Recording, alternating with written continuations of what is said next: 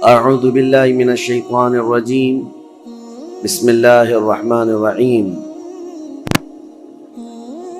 ان الدین عند اللہ الاسلام صدق اللہ مولانا العظیم۔ بارگاہ رسالت محاب صلی اللہ تعالی علیہ وسلم میں درود پاک کا ہدیہ پیش کریں۔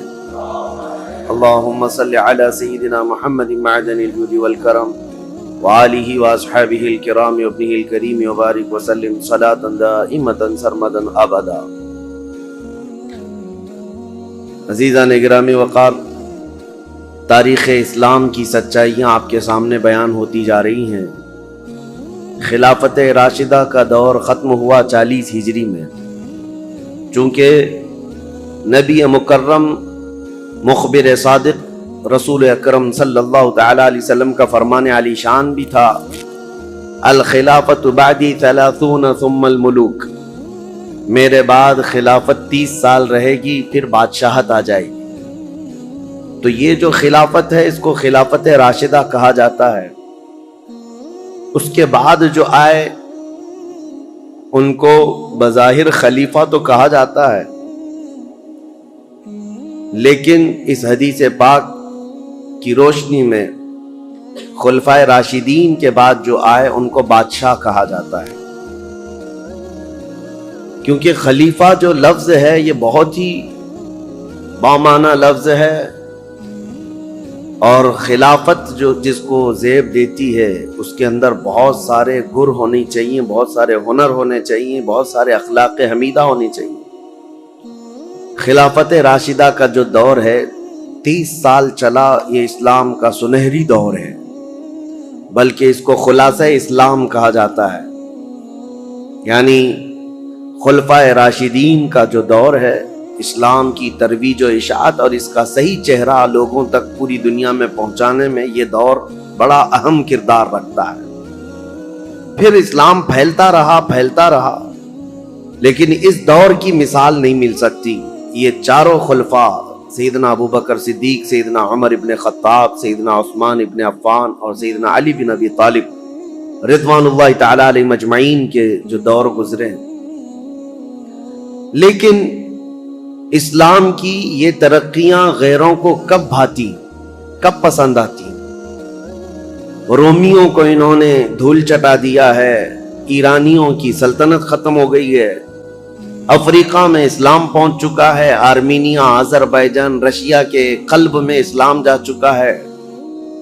تو ظاہر سی بات ہے دشمنان اسلام اس کو ویلکم کرتے ہوئے، استقبال کرتے ہوئے تو نہیں قبول کریں گے۔ دسیسہ کاریاں شروع ہو گئیں، فتنہ پردازیاں، فتنہ انگیزیاں۔ جو چھپے ہوئے لوگ تھے، بظاہر مسلمان تھے لیکن اندر سے وہ کافر تھے، ان منافقین نے اسلام کو نقصان پہنچانے کے لیے کوئی بھی حصہ چھوڑا نہیں۔ جیسے کہ میں نے 2 دن قبل بتایا تھا، سب سے پہلے فتنے کا بیج بونے والا جو شخص تھا عبداللہ بن سبا، یہودی تھا، اسلام میں آیا لیکن جماعتیں پیدا کر دی۔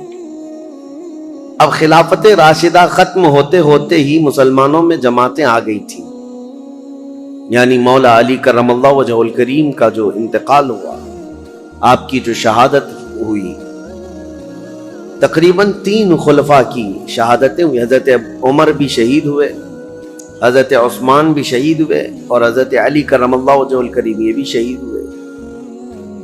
لیکن فرق یہ ہے کہ خلیفہ دوم حضرت عمر کی جو شہادت ہے وہ ایک غیر مسلم مجوسی کے ہاتھوں ہوئی، جو آگ کا پجاری تھا، اس کا اسلام سے لینا دینا نہیں تھا، اور اس نے اپنی ذاتی رنجش میں قتل کیا ہے۔ لیکن حضرت عثمان کا قتل مسلمانوں کی ایک باغی جماعت نے کیا، اور حضرت علی رضی اللہ تعالیٰ عنہ کا قتل بھی بظاہر مسلمان کہلانے والے تھے لیکن وہ کافر ہو چکے تھے، خارجی، لیکن نام کے وہ مسلمان ہی تھے، عبد الرحمن بن ملجم جس نے قتل کیا۔ تو اب یہاں سے آپ اندازہ کریں کہ مسلمانوں کے ہاتھ سے جب اتنے بڑے 2 خلیفہ قتل ہو گئے، شہید ہو گئے، تو پھر فتنہ پیدا ہو ہی چکا تھا، فتنہ عروج پر تھا۔ 2 جنگوں کا ذکر کل میں نے کیا تھا، ایک جنگ جمل اور ایک جنگ صفین۔ یہ جنگ جمل جو ہے سیدہ عائشہ صدیقہ رضی اللہ تعالیٰ عنہا تشریف لائی تھیں اس جنگ میں، اور پھر وہ صلح ہو گئی، واپس وہ چلی گئی، حضرت علی بھی گئے، لیکن غلط فہمی سے دونوں فوجوں میں لڑائیاں ہوئیں اور دونوں میں صحابہ بھی شہید ہوئے ہیں۔ اس جنگ کے بعد ایک اور جنگ ہوئی تھی جس کو جنگ صفین کہتے ہیں۔ یہ حضرت امیر معاویہ ملک شام سے نکلے تھے، چونکہ میں نے بتایا تھا آپ کو کہ حضرت عثمان غنی کے قتل کا بدلہ لینے کا سب سے زیادہ جو اعلان کر رہے تھے اس میں حضرت امیر معاویہ تھے، کیونکہ خاندان ایک ہی ہے، حضرت عثمان کا خاندان بھی اور حضرت امیر معاویہ کا خاندان بھی ایک ہی ہے۔ تو خون عثمان کا قصاص، بدلہ، اس نعرے سے وہ اٹھے تھے، اور اس کے بعد جنگ جمل کے بعد حضرت امیر معاویہ رضی اللہ تعالیٰ عنہ بھی فوج لے کر کے نکل پڑے تھے۔ حضرت علی کرم اللہ وجہہ الکریم نے بہت ساری صلح کی کوششیں فرمائیں، خطوط لکھے، لیکن جواب میں صرف ایک ہی جواب آتا تھا کہ خون عثمان کا بدلہ چاہیے۔ یہاں تک کہ ایک بڑے صحابی جریر بن عبداللہ بجلی یہ گئے اور حضرت امیر معاویہ سے انہوں نے کہا، کیا آپ کو یہ نہیں معلوم کہ علی بن ابی طالب رسول اللہ صلی اللہ علیہ وسلم کی قرابت داروں میں سے، خاندان میں سے، اور صحابہ میں وہ افضل ترین ہیں، پھر آپ کس طرح سے ان کے لیے جنگ کا ارادہ کر کے نکلتے ہیں؟ کیا آپ یہ سمجھتے ہیں کہ علی بن ابی طالب نے عثمان کا قتل کیا ہے، عثمان بن عفان کا قتل کیا ہے؟ حضرت امیر معاویہ نے کہا، نہ، میں ان کی فضیلت کا بھی قائل ہوں، وہ رسول اللہ صلی اللہ علیہ وسلم کے رشتہ دار بھی ہیں، یہ ساری چیزیں اپنی جگہ پر، لیکن حضرت امیر معاویہ کی ایک دلیل یہ تھی، کہتے ہیں ہاں یہ بھی میں سمجھتا ہوں کہ اگر علی بن ابی طالب نے عثمان بن عفان کا قتل نہیں بھی کیا ہے تو قاتلوں کو ہمارے حوالے کیوں نہیں کرتے؟ جنہوں نے قتل کیا ان کو ہمارے حوالے کرے۔ تو حضرت علی کرم اللہ وجہہ الکریم کے پاس انہوں نے خط لا کر کے دیا کہ امیر معاویہ تو یوں کہہ رہے ہیں۔ حضرت علی نے کہا، مجھ سے وہ لوگ ایسی چیز کا مطالبہ کر رہے ہیں جو میرے ہاتھ میں ہے ہی نہیں۔ حضرت عثمان غنی کے قاتل کون ہیں یہ پتہ ہی نہیں ہے، تو کیسے ان کے حوالے کیا جائے؟ اگر میرے قابو میں ہوتے، میرے قبضے میں ہوتے، تو حضرت علی کہتے ہیں سب سے پہلے خون عثمان کا بدلہ لینے والا علی بن ابی طالب ہوتا، لیکن معاملات نہیں سلجھے، یہ حالات بڑھتے چلے گئے۔ پھر حضرت امیر معاویہ جو لشکر لے کر کے نکل پڑے اور ان دونوں جماعتوں کی ایک جگہ پر جا کر آمنا سامنا ہو گیا ان جماعتوں کا، مقام نہروان کے قریب۔ حضرت امیر معاویہ کے ساتھ جو فوج تھی وہ بھی بہت ہزاروں کی تعداد میں، اور حضرت علی رضی اللہ تعالیٰ عنہ کے ساتھ جو فوج تھی وہ بھی ہزاروں کی تعداد میں۔ لیکن حیرت کی بات یہ ہے کہ کچھ جو دور اندیش تھے، صحابہ تھے، وہ لڑائی ہونے نہیں دے رہے تھے۔ دونوں فوجیں میدان میں پڑاؤ تو کر لیں، یہ جمادی الاول کا شروع کا مہینہ تھا، اور جمادی الاخر آ گیا، یعنی 2 مہینے تک فوجیں وہیں پر رہیں، لیکن لڑائیاں نہیں آمنے سامنے۔ اور حتیٰ کہ حالات ایسے ہو گئے کہ ادھر کی فوج ادھر کے لوگوں میں آ جاتی تھی پانی لینے کے لیے، ادھر کے لوگ ادھر جاتے تھے پانی لینے کے لیے، تو دوستی بھی ہو گئی 2 مہینے میں۔ اور اس کے بعد رجب کا مہینہ شروع ہوا تو حرمت والا مہینہ، اس میں جنگ حرام ہے، تو جنگ بندی ہو گئی۔ 3 مہینے ایسے ہی گزر گئے، دونوں فوجیں میدان میں پڑاؤ ڈالی رہیں۔ پھر اس کے بعد حضرت علی رضی اللہ تعالیٰ عنہ اور حضرت امیر معاویہ رضی اللہ تعالیٰ عنہ دونوں کے درمیان یہ خط و کتابت بھی چلتے رہے، صلح کی باتیں بھی چلتی رہیں، لیکن جیسے کہ میں نے کہا سبائی فتنہ یہاں پر بھی موجود تھا دونوں جماعتوں میں، اور دونوں جماعتوں کو جنگ پر بھڑکانے کے لیے شرانگیز دونوں جگہ موجود تھے، بھڑکاتے رہتے تھے۔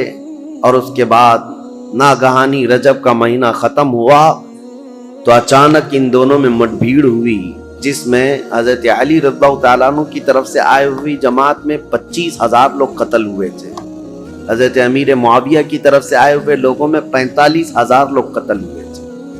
اس ایک جنگ میں 70,000 لوگ قتل ہوئے۔ یہ معمولی چیز ہے؟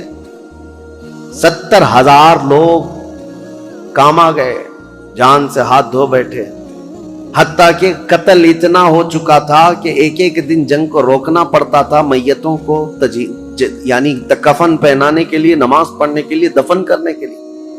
ہزاروں عورتیں بیوہ ہو گئیں، ہزاروں کی تعداد میں بچے یتیم ہو گئے اس ایک جنگ میں۔ پھر حضرت امیر معاویہ نے سمجھ لیا، کیونکہ شامی فوج جو ہے اب کمزور پڑ گئی تھی جو حضرت امیر معاویہ کے ساتھ آئی تھی، اور حضرت علی کے ساتھ جو فوج لڑ رہی تھی وہ عراقی فوج تھی، کیونکہ حضرت علی کا دارالخلافہ کوفہ تھا جو عراق میں ہے۔ عراقی فوج اور شامی فوج دونوں میں لڑائیاں ہیں، اور حجاز کے لوگ یعنی مدینہ، مکہ، یہاں کے سب لوگ حضرت علی کرم اللہ وجہہ الکریم کے ساتھ تھے۔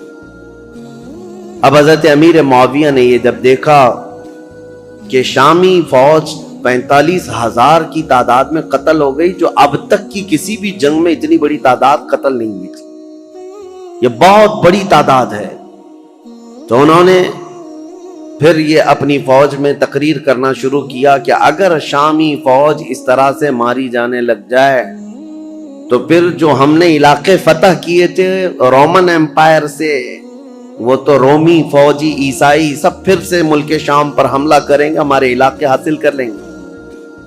اور پھر حضرت امیر معاویہ نے عراقی فوج کو بھی بتایا کہ اے عراق کے رہنے والوں، تمہارے بھی 25,000 قتل ہو گئے، اسی طرح سے اگر تمہارا بھی قتل جاری رہا اور یہ جنگ جاری رہی تو جو تم نے علاقے فتح کیے پرشین ایمپائر سے، یعنی ایران کی جو پہلی کی حکومت تھی کسرا کی، اس سے جو علاقے تم نے فتح کیے، یہ پرشین ایمپائر کے لوگ جو پجاری ہیں آگ کے، وہ دوبارہ عراق کو حاصل کر لیں گے اور تمہارے پاس اپنے آپ کو بچانے کے لیے لوگ نہیں رہیں گے۔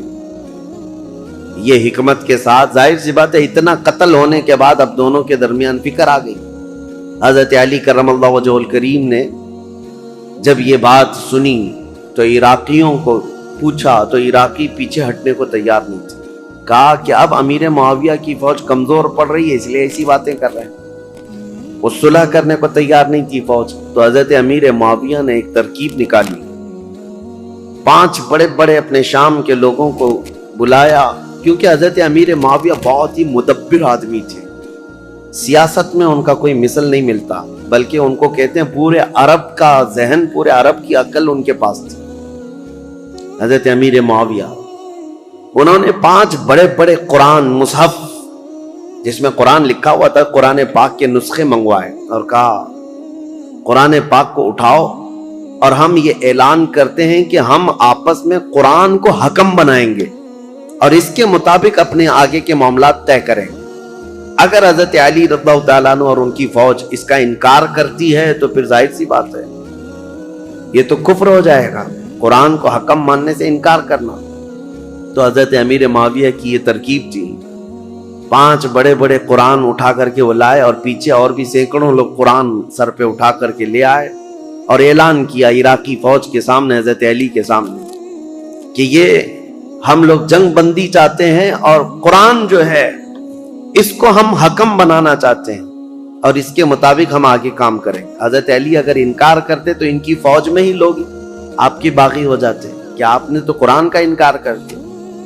تو حضرت علی رضی اللہ تعالیٰ عنہ یہ سیاست سمجھ گئے، آپ نے فرمایا ہم نے جو جنگ کی ہے وہ اسی لیے کہ تم قرآن کے پابند بن جاؤ، اسی لیے تو ہم تلوار اٹھائے، اور آج اگر آپ کو یہ بات لگ رہی ہے کہ قرآن کو حکم بنایا جائے تو اس کے سب سے پہلے پیروکار ہم ہوں گے۔ پھر دونوں کی جانب سے یہ بات طے پائی کہ ایک ایک صحابی کو حکم بنایا جائے اور قرآن اور حدیث رسول کے مطابق وہ فیصلہ کرے۔ تو حضرت امیر معاویہ نے اپنے مشیر خاص یعنی ان کے بہت قریبی تھے عمرو بن عاص رضی اللہ تعالیٰ، صحابی ہیں جنہوں نے مصر فتح کیا، وہ حضرت امیر معاویہ کے قریبی تھے۔ حضرت امیر معاویہ نے ان کو حکم بنا دیا۔ حضرت علی رضی اللہ تعالیٰ عنہ کی طرف سے حضرت ابو موسیٰ اشعری، یہ نہایت سادہ دل تھے اور ہر ایک کے متعلق عفو درگزر کا معاملہ اپنے اندر رکھتے تھے، جیسے اپنے لیے سوچتے تھے ایسی دوسرے کے لیے بھی خیال رکھتے تھے۔ حالانکہ ابو موسیٰ اشعری رضی اللہ تعالیٰ عنہ یہ کوفہ کے گورنر رہے ہیں، مدبر رہے ہیں، ذہین رہے ہیں، لیکن حضرت علی ان کے حکم بنانے کے حمایت میں نہیں تھے، لیکن لوگوں کی زور زبردستی پر ان کو حکم بنایا گیا۔ مسئلہ تاریخ کا ہے، اس لیے میں آپ کو بتا رہا ہوں، پھر اسی لیے میں تاریخ دہراتا ہوں کہ کوئی ڈھکوسلا بازی کرتے ہوئے تمہیں پھر گمراہ نہ کر دے۔ حقیقت کیا ہوئی اور کیا ہوا تھا یہ جاننا آپ کے لیے ایک بار ضروری ہے۔ دونوں نے حکم بنایا۔ حضرت عمرو بن عاص یہ ہمیشہ اپنے تدبر اور تفکر کو کام میں لاتے، اور جب بھی حضرت ابو موسیٰ اشعری آتے تو ان کا نہایت شاندار استقبال اور تعظیم و تکریم کرتے اور کہتے، ابو موسیٰ اشعری آپ مجھ سے رتبے میں بڑے ہیں، آپ رسول اللہ کے صحابی ہیں، آپ سے پہلے میں ہو ہی نہیں سکتا۔ تو حضرت ابو موسیٰ اشعری پر یہ دباؤ ہمیشہ رہتا تھا، اور دونوں کو اب صلح نامے پر دستخط کروانی تھی، یا جو بھی دونوں لوگ فیصلہ لیتے اس پر عمل کرنا تھا دونوں جماعتوں کو۔ دونوں نے وعدہ کر لیا تھا، دستخطیں ہو گئی تھی۔ اب یہ دونوں صحابہ کو ٹائم دیا گیا، رمضان شروع ہونے سے پہلے تک آپ اپنا حکم نامہ یا جو آپ کا فیصلہ ہے وہ سنا دیں۔ ایک جگہ بھی منتخب کر لی گئی، اس جگہ پر جا کر کے اپنا فیصلہ سنائیں گے۔ اب دونوں آپس میں بیٹھ کر کے جو باتیں کرتے ہیں، حضرت ابو موسیٰ اشعری اور حضرت عمرو بن عاص، دونوں میں بہت لمبی گفتگو ہوئی ہے۔ اب وہ ضروریات میں سے نہیں ہے جس کو بیان کرنا، کیونکہ حضرت ابو موسیٰ اشعری یہ پوچھتے تھے عمرو بن عاص سے، آپ کس اعتبار سے امیر معاویہ کو خلافت کا حقدار سمجھتے ہیں، جبکہ ابھی حضرت علی بن ابی طالب ہمارے درمیان موجود ہیں اور رسول اللہ کے داماد ہیں، ان کی فضیلتیں آپ سے چھپی ہوئی نہیں ہیں۔ حضرت عمرو بن عاص نے بھی اسی طرح کی گفتگو کی۔ بہرحال اس پوری گفتگو کا جو خلاصہ نکلا وہ میں بتاتا ہوں۔ حضرت عمرو بن عاص کہتے تھے ہمیشہ کہ آپ پہلے بتائیں آپ چاہتے کیا ہیں۔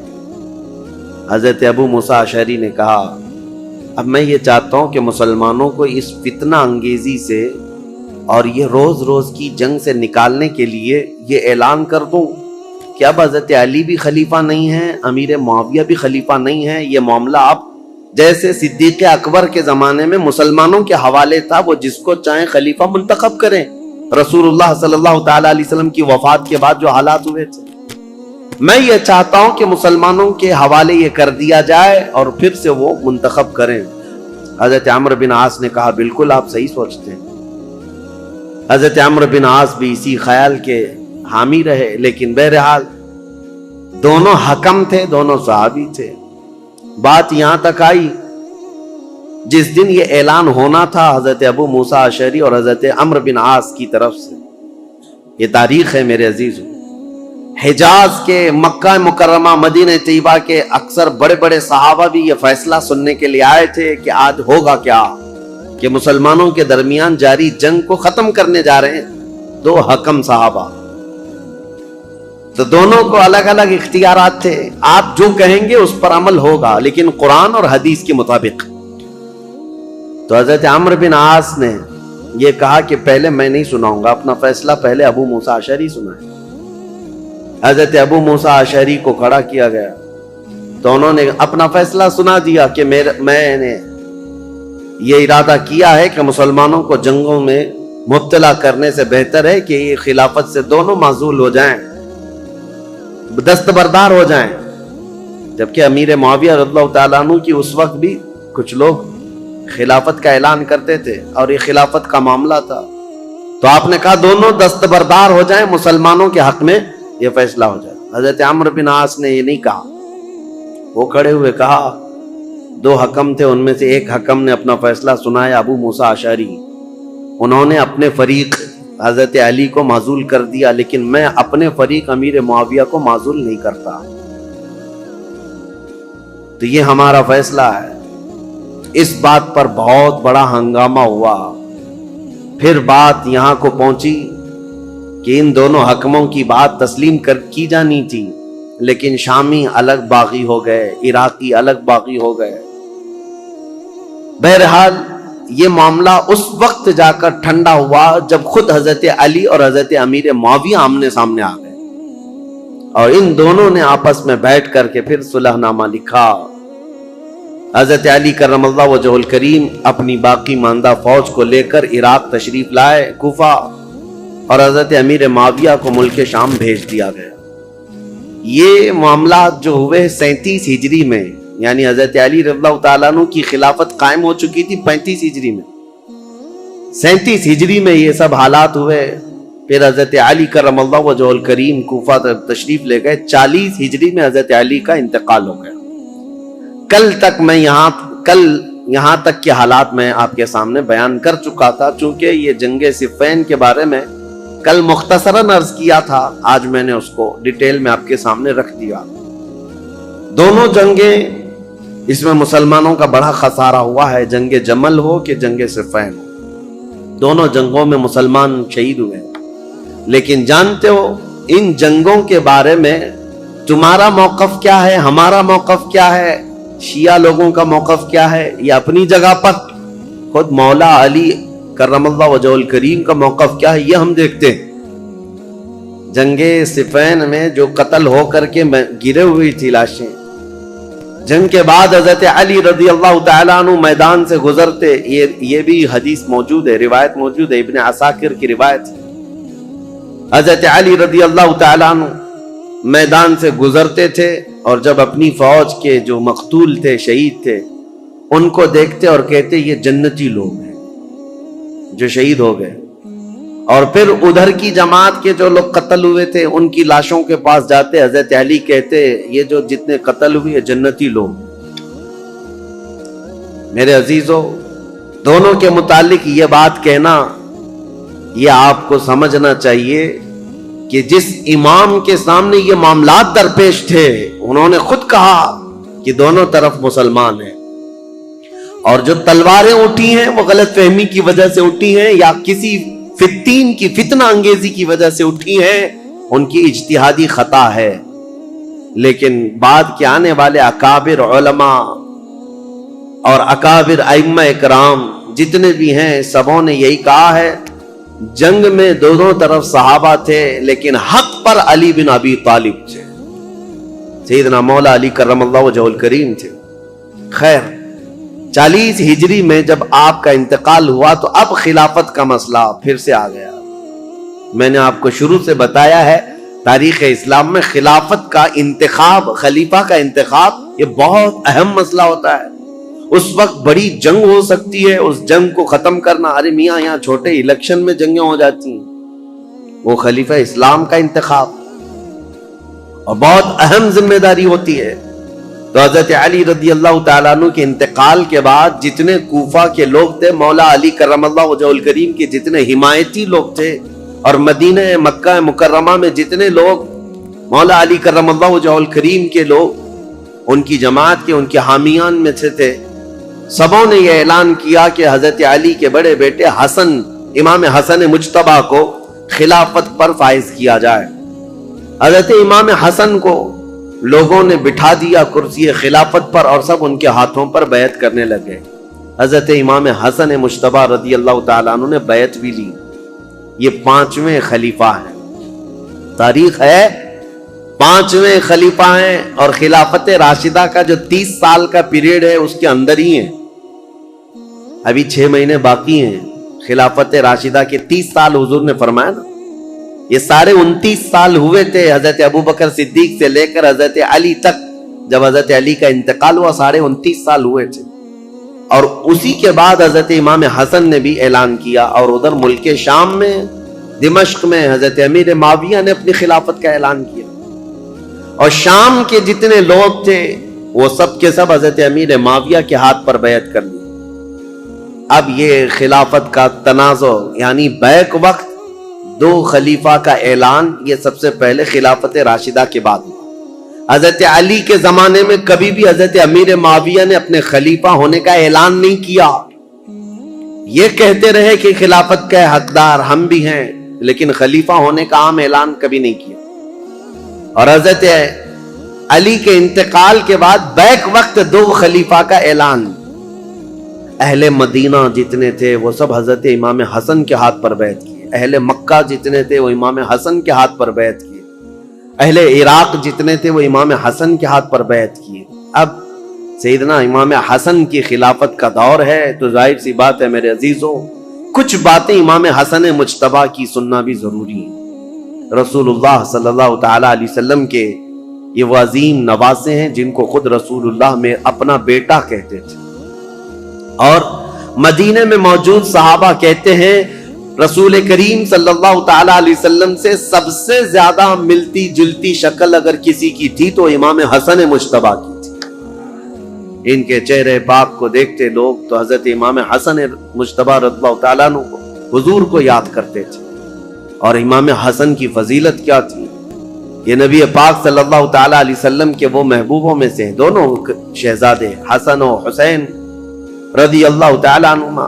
حضرت ابو ہریرہ رضی اللہ تعالی عنہ ان حدیثوں کے راوی ہیں جنہوں نے مدینہ طیبہ میں خود اپنی آنکھوں سے دیکھا ہے حضور اکرم صلی اللہ تعالی علیہ وسلم کس قدر ان دونوں شہزادوں سے پیار کرتے. یہاں تک کہ ایک مرتبہ امام حسن کو اور امام حسین کو یا صرف امام حسن کو کندھے پر سوار کر کے حضور مدینے میں چل رہے تھے. کسی صحابی نے دیکھ کر کے حضرت امام حسن کی طرف دیکھ کر کہا شہزادے کتنی اچھی سواری پایا ہے. کونین کا آقا و مولا سید الانبیاء جس کے دوش پر تو سواری کر رہا ہے. نبی پاک صلی اللہ تعالی علیہ وسلم نے اس صحابی سے فرمایا تم نے صرف سواری دیکھا یہ بھی تو دیکھو سوار بھی کتنا اچھا ہے، سوار بھی کتنا اچھا ہے. نبی کریم صلی اللہ تعالی علیہ وسلم ان شہزادگان سے بے حد محبت کرتے تھے. یہاں تک ارشاد ہے حدیث میں ہما ریحانتی فی الجنہ ہما ریحانتی فی الدنیا. حضور صلی اللہ تعالی علیہ وسلم نے فرمایا کہ یہ دونوں شہزادے میرے لیے دنیا میں جنت کے دو پھولوں کی طرح. اسی لیے حضور ان کی گردنوں کو سونگھتے تھے اور ان کے چہروں کو جب بوسہ لیتے تھے تو آپ ان کو سونگھا کرتے. صحابہ یہی کہتے کہ آپ ان بچوں کو سونگھتے ہیں. چومنے کا بوسہ دینے کا رواج تو ہے، سونگھنے کا کیا ہے؟ نبی کریم صلی اللہ تعالی علیہ وسلم یہ فرماتے یہ جنت کے دو حسین پھول ہیں اور ان کے نام عرب میں بالکل نیو نام تھے، بالکل جدید. اس سے پہلے حسن نام بھی عربوں میں نہیں پایا جاتا تھا، حسین نام بھی نہیں پایا جاتا. صحابہ کہتے ہیں اللہ تعالیٰ نے یہ دونوں نام بچائے رکھے، محفوظ رکھے اور رسول اللہ کے نواسوں کے سب سے پہلے نام رکھے گئے حسن اور حسین. سیدنا امام حسن اور حسین ان کی فضیلتیں کیا بیان کی جائیں.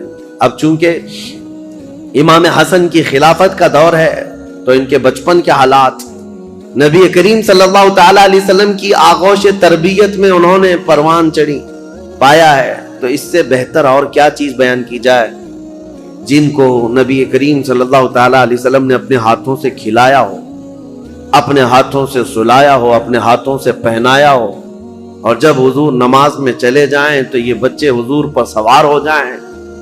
اس قدر حسین اور خوش نما ماحول میں انہوں نے تربیت پائی ہے مدینہ طیبہ میں. نبی کریم صلی اللہ تعالی علیہ وسلم کی آغوش محبت میں پروان چڑھنے والے یہ جوانوں کی فضیلتیں بیان سے باہر ہیں. حضور نے فرمایا میرے یہ دونوں بچے جنتی جوانوں کے سردار ہیں. اور حضور اکرم صلی اللہ تعالی علیہ وسلم نے خاص امام حسن کے لیے جو ایک بات فرمائی، چونکہ خلافت امام حسن کی بات چل رہی ہے.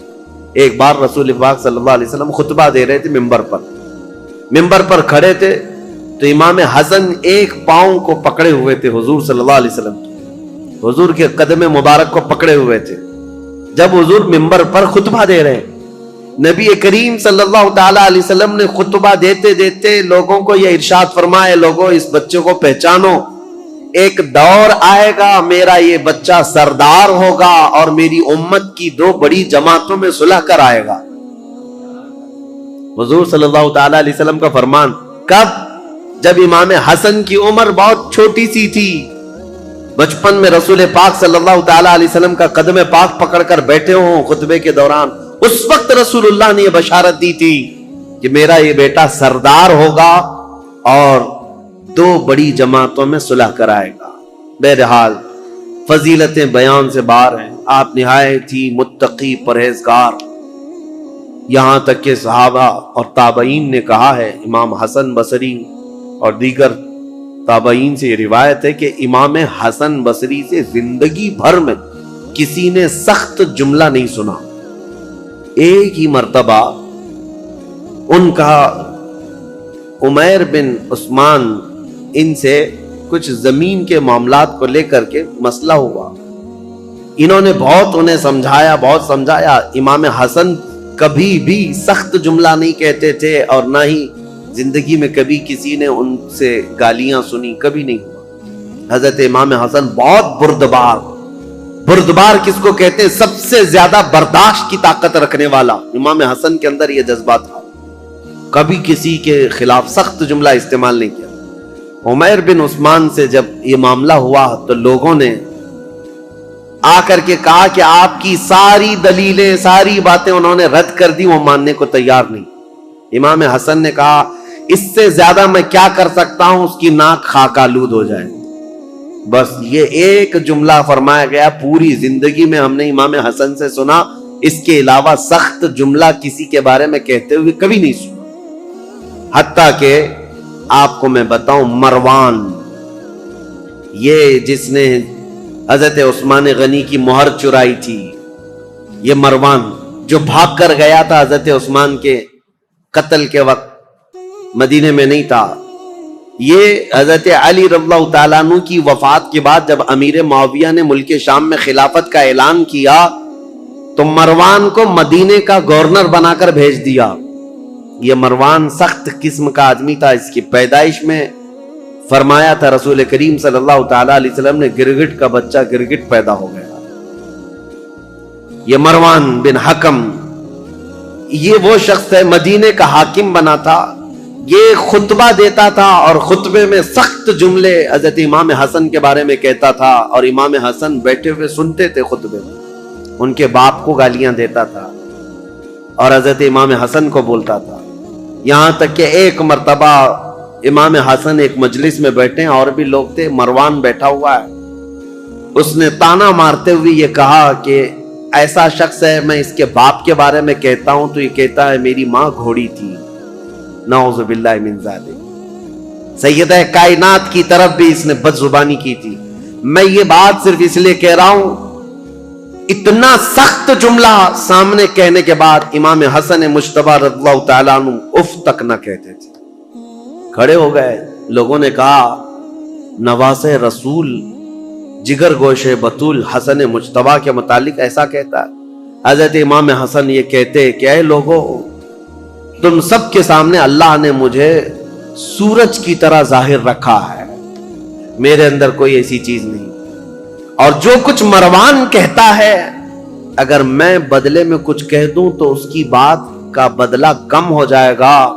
اس کے لیے سب سے بہترین انتقام اللہ کی ذات ہے.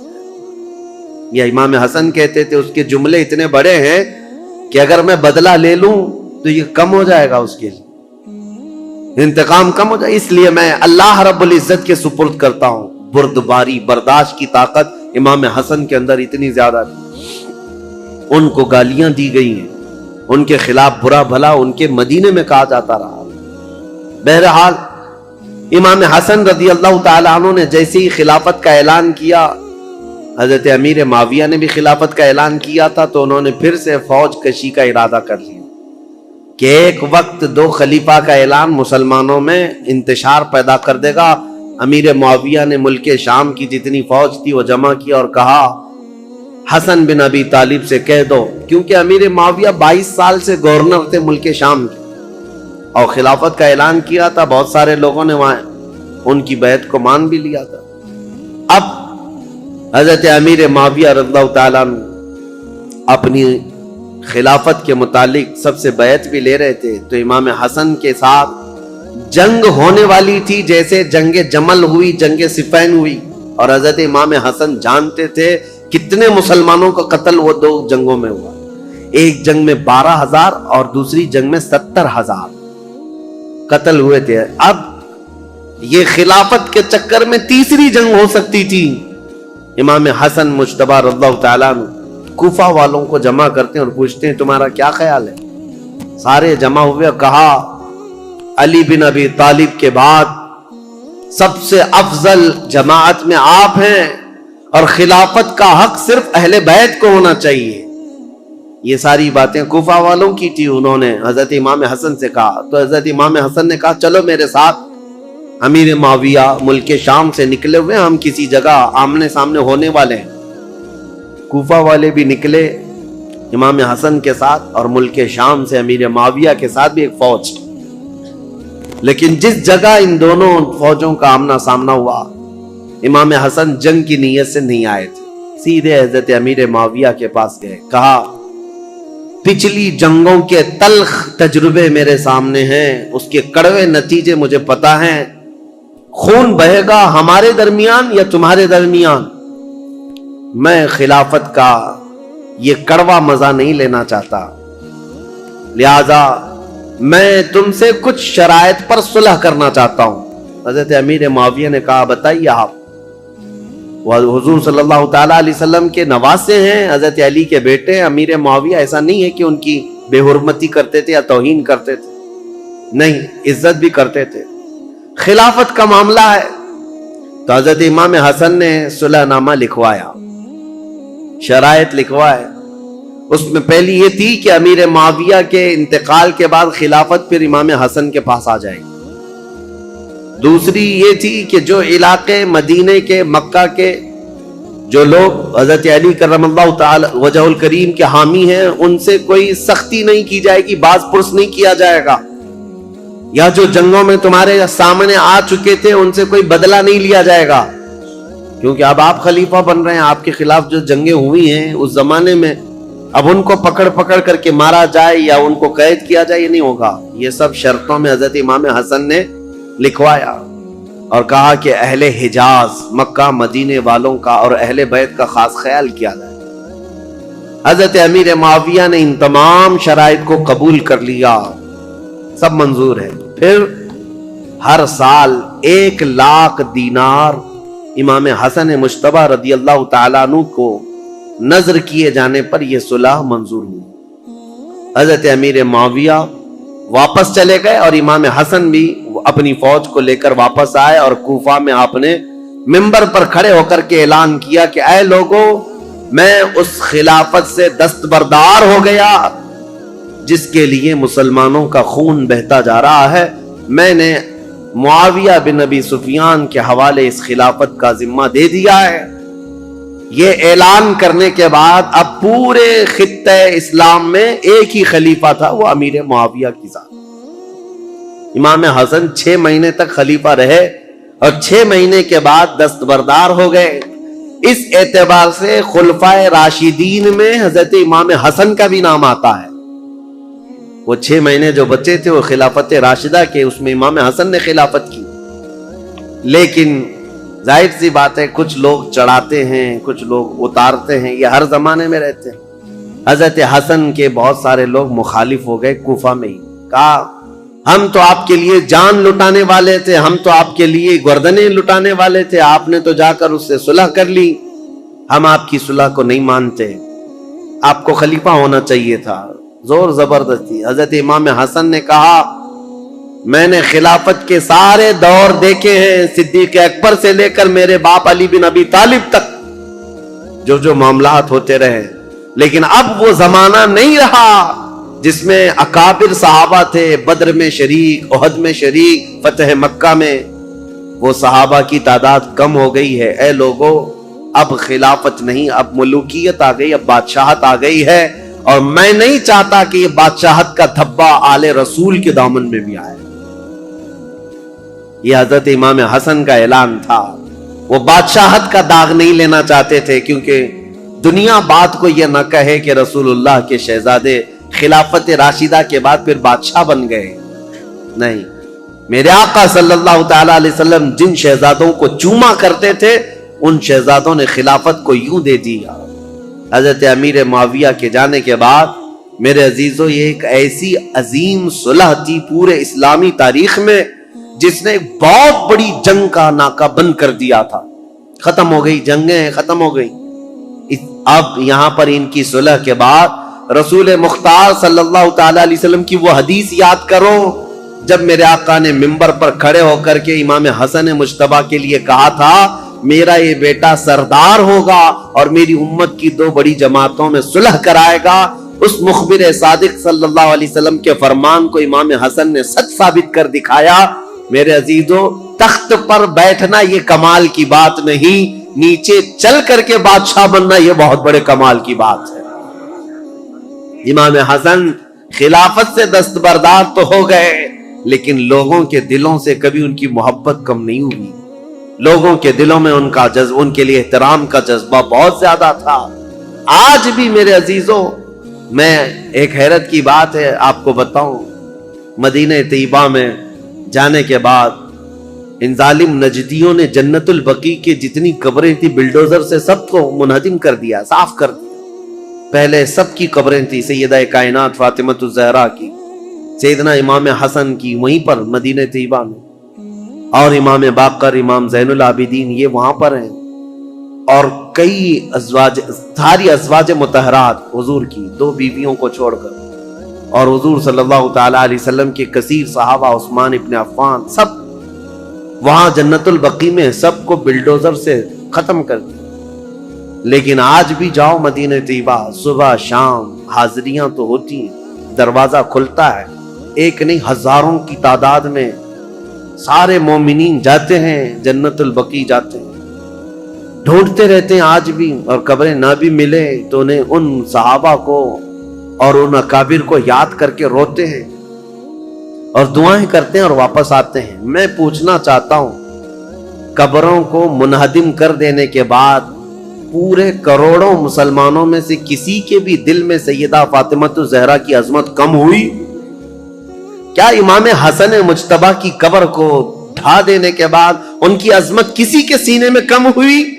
ان ظالموں کو یہ خبر نہیں، ان کے مقامات و مراتب صرف قبروں سے نہیں ہے، اللہ جسے مقام دیتا ہے وہ صبح قیامت تک عطا کرتا ہے۔ یہ ہمارے دلوں میں ان کی عظمت ہے۔ سیدنا امام حسن مجتبی رضی اللہ تعالیٰ عنہ نے خلافت امیر معاویہ کے حوالے کر دیا۔ چونکہ ہمارا موضوع جو چل رہا ہے وہ تاریخ اسلام ہے، تو تاریخ کو لے کر کے چلنا ہے مجھے کربلا تک۔ کربلا کے واقعات کیسے پیش آئے اب آپ کا ذہن بن گیا ہوگا۔ جب حضرت عثمان کے زمانے سے اتنے معاملات چل رہے تھے تو پھر کربلا آنے تک کے معاملات کیا کیا ہوئے ہوں گے؟ اب آپ کا ذہن خود ہی فیصلہ کرے گا کیا کیا ہوئے ہوں گے۔ ٹھیک ہے، حضرت امیر معاویہ آ گئے، والی شام ہی نہیں بلکہ پوری خلافت اسلامیہ کے آپ امیر بن گئے۔ اب ظاہر سی بات ہے، امیر معاویہ 40 ہجری میں خلیفہ بنے تو ان کا زمانہ خلافت جو ہے 60 سال تک رہا ہے، یعنی تقریباً 60 ہجری تک رہا ہے، 20 سال آپ نے خلافت کی ہے۔ تو اب ان کی بھی کچھ سیرت آپ کے سامنے رکھنا ضروری ہے۔ کون ہے امیر معاویہ؟ کون ہے یہ جو اب 20 سال خلافت کیا؟ خلفائے راشدین کے بعد سب سے لمبا دور ان کو ملا ہے، اور 22 سال پہلے گورنر رہے۔ کل 42 سال انہوں نے ملک شام کی رسی پکڑی ہے، باغ ڈور سنبھالا ہے۔ تو 42 سال تک مسلمانوں پر حکمرانی کرنے والے یہ امیر معاویہ کون ہیں؟ ان کی تاریخ بھی ضروری ہے۔ لیکن ان کی تاریخ سے پہلے میں امام حسن مجتبی رضی اللہ تعالیٰ عنہ کی خلافت کا دور تو ختم ہوا، لیکن آپ کی زندگی پاک موجود تھی۔ 3 سال تک اور بھی آپ رہے خلافت ختم ہونے کے بعد بھی، اور اس کے بعد حضرت امام حسن کوفہ میں نہیں مدینہ طیبہ میں رہنے لگ گئے۔ مدینہ طیبہ میں ایک آپ کی عادتیں ہیں، آپ کی خصلتیں بہت ساری اہم ہیں، اس میں تو ایک چیز یہ آپ کثرت سے آپ نے شادیاں کی ہیں اور طلاق بھی دی ہیں۔ اس کی ایک وجہ یہ بتائی جاتی تھی کہ لوگ، حضرت علی جو ہے اعلان کرتے بھی تھے منبر پر کہ اے لوگوں، کوفہ کے لوگوں، میرے بیٹے حسن کو اپنی بیٹیاں مت دینا، یہ طلاق دے دیتا ہے۔ اس کے باوجود لوگ قبیلہ در قبیلہ آ کر کہتے ہم تو اپنی بیٹیاں دیں گے۔ وجہ یہ ہے کہ لوگ اپنی بیٹیوں کا رشتہ رسول اللہ کے خاندان سے جوڑنا چاہتے تھے کہ نسبت حاصل ہو جائے، اور حضرت امام حسن مجتبی رضی اللہ تعالیٰ عنہ نے صرف نسبت دینے کے لیے شادیاں فرمائیں۔ اخیر زمانے میں جب آپ مدینہ طیبہ میں تھے تو سیدنا حسن ابن علی بن ابی طالب رضی اللہ تعالیٰ عنہ کو زہر دیا گیا۔ پہلے آپ کو دودھ میں کوئی زہر دیا گیا، اور یہ تاریخ میں آپ کو بتاؤں، جیسے ہی آپ کو زہر دیا گیا، رات کو ایسا تڑپتے تھے پوری، اور آپ کو جب بے چینی ہوتی، بے قراری ہوتی، تو حکیم کو نہیں بلاتے تھے، دوڑ کر کے روضہ رسول کے پاس آتے تھے، نبی کریم صلی اللہ تعالی علیہ وسلم کے روضے کو پکڑ کر کے لپٹ جاتے تھے، اور تھوڑی دیر کے بعد حضرت امام حسن کے منہ سے وہ زہر نکل جاتا یا قے ہو جاتی، اور آپ کو آرام مل جاتا اور آپ آتے۔ ایک بار ہوا، دو بار ہوا، دوسری مرتبہ بھی زہر دیا گیا۔ اب اس کے بعد پھر آپ روضہ رسول پر آتے تھے اور اللہ کے حبیب صلی اللہ تعالی علیہ وسلم سے استغاثہ کرتے۔ لوگ آج ہم سے یہ سوال کرتے ہیں کہ حضور کے انتقال کے بعد، وفات کے بعد مانگنا حرام ہے؟ ان کے نواسے زہر پینے کے بعد خود رسول اللہ کی بارگاہ میں حاضر ہوتے اور شفا کی امید سے جاتے کہ اگر میرے مصطفیٰ دعا کر دیں تو اللہ تعالیٰ شفا عطا فرمائے گا۔ اور یہی حسن مجتبیٰ کا عقیدہ ہے جو بریلی کے امام نے دیا تھا۔ کیا ہے؟ بریلی کے امام نے یہ ہمیں بتایا تھا، شافی و نافی ہو تم، وافی و کافی ہو تم، درد کو کر دو دوا، تم پہ کروڑوں درود۔ حضرت حسن مجتبیٰ رضی اللہ تعالیٰ عنہ کو تیسری مرتبہ شربت میں ہیرے کی انی کاٹ کر کے، ٹکڑے کر کے، ہیرا جو ہوتا ہے اس کا جو برادہ ہوتا ہے پاؤڈر، یہ شربت میں ملا کر حضرت امام حسن کو پلایا گیا تھا، اور جیسے ہی یہ پلایا گیا، حضرت امام حسن رضی اللہ تعالیٰ عنہ کے پیٹ میں اتنی سخت تکلیف ہوئی کہ پوری انتڑیاں کٹ کٹ کر کے آپ کے منہ سے باہر آ گئی۔ ہیرا اگر کٹا ہوا ہیرا اگر کسی کے پیٹ میں چلا جائے تو وہ پوری انتڑیوں کو اور کلیجے کو سب کو پھاڑ دیتا ہے۔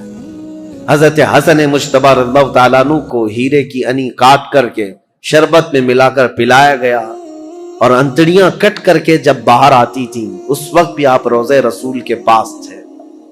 امام حسین رضی اللہ تعالیٰ عنہ اس وقت آپ کے پاس موجود تھے، اور آپ لپٹ کر کے روتے تھے اور کہتے تھے، بھائی جان آپ کو پتا ہے کس نے آپ کو زہر دیا اور کون یہ کام کر رہا ہے؟ اللہ کے لیے اللہ کا واسطہ دیتا ہوں، مجھے بتا دے۔ حضرت امام حسن کیا کہتے اپنے سگے بھائی امام حسین سے؟ کہتے کہ اگر میں بتا دوں جس کے بارے میں مجھے شک ہے، اور اگر وہ نہیں ہوا حقیقت میں، تو بلا وجہ میں کسی ایک شخص کے اوپر تہمت لگانے کے جرم میں قیامت کے دن پکڑا جاؤں گا،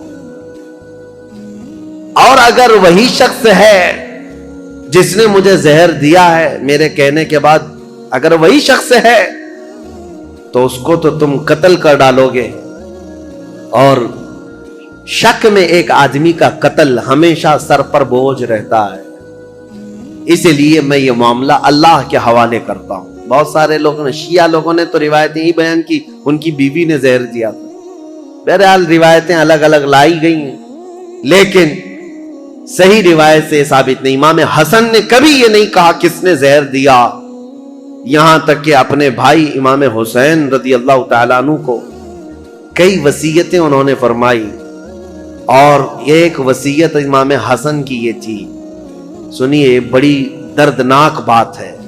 اپنے انتقال سے پہلے اپنے بھائی امام حسین سے کہا، میرے چھوٹے بھائی میری ایک خواہش ہے، میرا جب انتقال ہو تو ماں عائشہ صدیقہ کے پاس جائیں اور ان سے اجازت لیں، ان کے حجرے میں جہاں رسول اللہ صلی اللہ تعالیٰ علیہ وسلم دفن ہیں، حسن کو بھی جگہ دے دی جائے، میں وہیں دفن ہونا چاہتا ہوں، اور اگر اس مسئلے میں کوئی اختلاف ہو جائے یا کوئی تعرض کرے یا کوئی معاملہ پیش آنے لگ جائے تو پھر تمہارے لیے وصیت ہے کہ میری ماں کے قدموں میں جنت البقیع میں دفن کر دیا جائے۔ امام حسین کو یہ جب وصیت کی، حضرت ابو ہریرہ بھی وہاں تھے۔ انتقال ہو گیا، آپ کی جنازہ پڑھی گئی، فرمایا گیا کہ اس دن پورے مدینے میں آپ کے جنازے پر اتنی بھیڑ تھی کہ اگر اوپر سے سوئی گرائی جاتی تو زمین پر نہیں گرتی، اتنے لوگوں کا مجمع تھا، پورا مدینہ بھر گیا تھا، بے اختیار لوگوں کی چیخیں نکلی تھی مدینہ طیبہ میں، کیونکہ امام حسن کو مدینہ طیبہ میں بچپن سے لوگوں نے دیکھا تھا۔ اب حضرت امام حسین سیدہ عائشہ صدیقہ کے گھر آئے، ام المومنین اس وقت باحیات تھیں، سیدہ عائشہ صدیقہ رضی اللہ تعالیٰ عنہا سے آ کر کے کہا کہ میرے بھائی کی یہ خواہش تھی کہ رسول اللہ صلی اللہ تعالیٰ علیہ وسلم کے حجرے میں دفن ہو جائیں. حضرت عائشہ صدیقہ نے اجازت دے دی, میری طرف سے اجازت ہے, جاؤ. رسول اللہ صلی اللہ علیہ وسلم ان سے بے حد پیار کرتے تھے, بہت محبت کرتے تھے. اگر وہ رسول اللہ کے پہلو میں رہیں گے تو یہ ان کا حق ہے.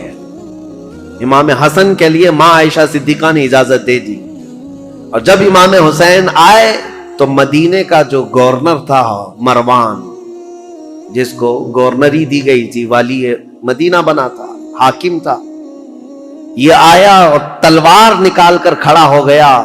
کہا کہ جب یہاں پر عثمان بن عفان نہیں دفن ہوئے تو پھر میں علی کے بیٹے کو بھی یہاں دفن ہونے نہیں دے سکتا. تلوار نکل گئے. حضرت امام حسین نے بھی تلوار نکالی تھی اس وقت کہ نہیں, طاقت کے زور پر ہی صحیح میرے بھائی حسن کا یہ حق ہے, وہ رسول اللہ کے قدموں میں دفن ہوں گے. لیکن جب یہ جنگ ہونے جیسی نوبت آئی تو حضرت امیر معاویہ, حضرت ابو ہریرہ رضی اللہ تعالیٰ عنہ, جو کثرت سے رسول اللہ کی حدیثوں کے راوی ہیں, وہ اس وقت امام حسین کے پاس آئے اور کہا, پہلے تو انہوں نے مروان کو اتنی ڈانٹ لگائی اور کہا تو ظلم کی تلوار اپنے ہاتھ میں پکڑا ہے, تجھے پتا ہے کس کے متعلق یہ بات کی جا رہی ہے؟ رسول اللہ کے نواسے ہیں, جن کے گھر سے پوری دنیا میں شریعت نکلی ہے, جن کے گھر بے اجازت جبرائیل نہیں آتے تھے, تجھے پتا ہے. اور اس کے بعد جب وہ سر پھرا شخص مروان جنگ پر آمادہ تھا تو حضرت ابو ہریرہ نے امام حسین کو یہ سمجھایا, کہا کیا آپ کو اپنے بڑے بھائی کی یہ وصیت یاد نہیں؟ امام حسن نے یہ بھی وصیت کی تھی کہ اگر میرے جنازے پر اختلاف ہوا, کسی نے تعرض کیا تو زور زبردستی اور طاقت کا استعمال نہ کرنا, میری ماں کے قدموں میں جنت البقیع میں دفن کرنا. امام حسین کو جیسی انہوں نے یہ وصیت یاد دلائی, حضرت امام حسین پیچھے ہٹ گئے اور پھر امام حسن کا جنازہ مبارکہ جنت البقیع میں لایا گیا اور سیدہ فاطمہ الزہرا رضی اللہ تعالیٰ عنہا کے قدموں میں حضرت امام حسن ہمیشہ کے لیے دفن ہو گئے. یہ تاریخ رسول کریم صلی اللہ تعالیٰ علیہ وسلم کے ایک شہزادے کی ہے. اب دور تھا امیر معاویہ کا, 40 ہجری کے بعد جو دور ہوا ہے. امیر معاویہ یہ ابو سفیان کے بیٹے ہیں. ابو سفیان یہ بھی صحابی ہیں. امیر معاویہ کی ماں ہندہ ہے. معاملہ ایسا ہے, لیکن ایک بات یاد رکھیں, یہ رسول اللہ کے صحابہ ہیں, کبھی بھی ان کے متعلق بدگمانی نہ پالنا. پہلے کے حالات بہت مختلف رہے ہیں, بہت الگ رہے ہیں. یہ ابو سفیان وہی ہیں جو جنگ بدر میں رسول اللہ کے مقابل میں آئے تھے, پورا مکہ لے کر کے, اور جنگ احد میں بھی حضور کے مقابل میں رہے, جنگ خندق میں بھی مقابل میں رہے, کئی جنگوں میں حضور صلی اللہ تعالیٰ علیہ وسلم کے آمنے سامنے آئے. اس وقت امیر معاویہ بھی ان کے ساتھ ہی رہے. لیکن یہ پورا گھرانہ امیر معاویہ سے لے کر ابو سفیان اور ہندہ, سارے لوگ جس دن مکہ فتح ہوا 7 ہجری, اس دن رسول اللہ صلی اللہ علیہ وسلم کے دامن سے وابستہ ایمان لائے. اس سے پہلے ایمان لائے ہوئے نہیں تھے, لیکن حضور کا یہ فرمان ہمیشہ یاد رکھنا, میرے آقا نے منبر پر کھڑے ہو کر کے اعلان فرمایا ہے, جو اسلام لاتا ہے, اسلام لانا اس سے پہلے کے سارے کاموں کو ختم کر دیتا ہے. کفر کیا, شرک کیا, گناہ کیا, جو کچھ بھی کیا تھا, لیکن اسلام لانے کے بعد پہلی والی چیزوں کا مواخذہ نہیں کیا جائے گا. اسلام ساری چیزوں کو مٹا دیتا ہے جو اسلام لاتا ہے. یہ فرمان ہمیشہ یاد رکھیں. تو صحابہ کو ان کے پرانے واقعات یاد دلا کر کے کبھی تان و تشنی کا نشانہ نہیں بنانا. بہت سارے ایسے چور آج آئے ہوئے ہیں سوشل میڈیا پہ, یہ خود ذلیل لوگ ہیں, جو ان صحابہ کی بات آتی ہے تو یہ کہتے ہیں کہ یہ لوگ تو دشمنان اسلام میں تھے, ڈر کر کے اسلام لائے تھے. مکہ جب فتح ہوا تو ان کے پاس کوئی چارہ ہی نہیں تھا, اس لیے اسلام لائے. ظالموں, تمہیں کیا خبر کون کس لیے اسلام لایا. ایک بات میں آپ کو بتاؤں, حضرت اسامہ بن زید رسول اللہ صلی اللہ علیہ وسلم کے بہت چہیتے صحابی ہیں. حضرت زید بن حارثہ کے بیٹے اسامہ بن زید, یہ اکثر رسول اللہ کے گھر میں بے تکلف آیا جایا کرتے تھے. ایک جنگ میں رسول اللہ نے انہیں بھیجا تھا, کفار و مشرکین سے مقابلہ کرتے کرتے پہاڑیوں سے کچھ لوگ اتر رہے تھے. حضرت اسامہ کے ہاتھ ایک آدمی آ گیا, اور حضرت اسامہ نے اس پر تلوار تان لی. سامنے والے نے پڑھا لا الہ الا اللہ محمد رسول اللہ. اس کے باوجود اسامہ بن زید نے اس کو قتل کر دیا. کہا ابھی میرے ہاتھ میں آیا ہے اور کلمہ پڑھ رہا ہے, تلوار اٹھایا ہوں یہ دیکھ کر کلمہ پڑھ رہا ہے. لیکن جو صحابہ تھے ان کو یہ بات بری لگی. حضور صلی اللہ تعالی علیہ وسلم کے پاس آئے اور اس مسئلے کو رکھا. کہا یا رسول اللہ صلی اللہ علیہ وسلم, آپ کا فرمان تو ہے کہ جب کوئی کلمہ طیبہ پڑھتا ہو تو اس کے خلاف تلوار نہیں اٹھا سکتے, لیکن اسامہ بن زید نے آج ایک ایسے شخص کو قتل کر دیا جو کلمہ پڑھ رہا تھا سامنے. اسامہ بن زید کو حضور نے بلایا. یہ صحیح حدیث پاک ہے, مسلم شریف میں بھی ہے. نبی کریم صلی اللہ تعالی علیہ وسلم نے پوچھا ہے اسامہ کیا تم نے ایسا کیا ہے؟ اسامہ بن زید نے کہا یا رسول اللہ وہ تو ڈر کے مارے کلمہ پڑھ رہا تھا, میں نے جب تلوار اٹھائی تب وہ کلمہ پڑھ رہا تھا. حضور اتنے جلال میں آئے اور کھڑے ہو گئے اور کہا اے اسامہ کیا تو نے اس کا دل چیر کر کے دیکھا تھا کہ وہ ڈر کر کے پڑھ رہا تھا کہ اللہ کے لیے پڑھ رہا تھا؟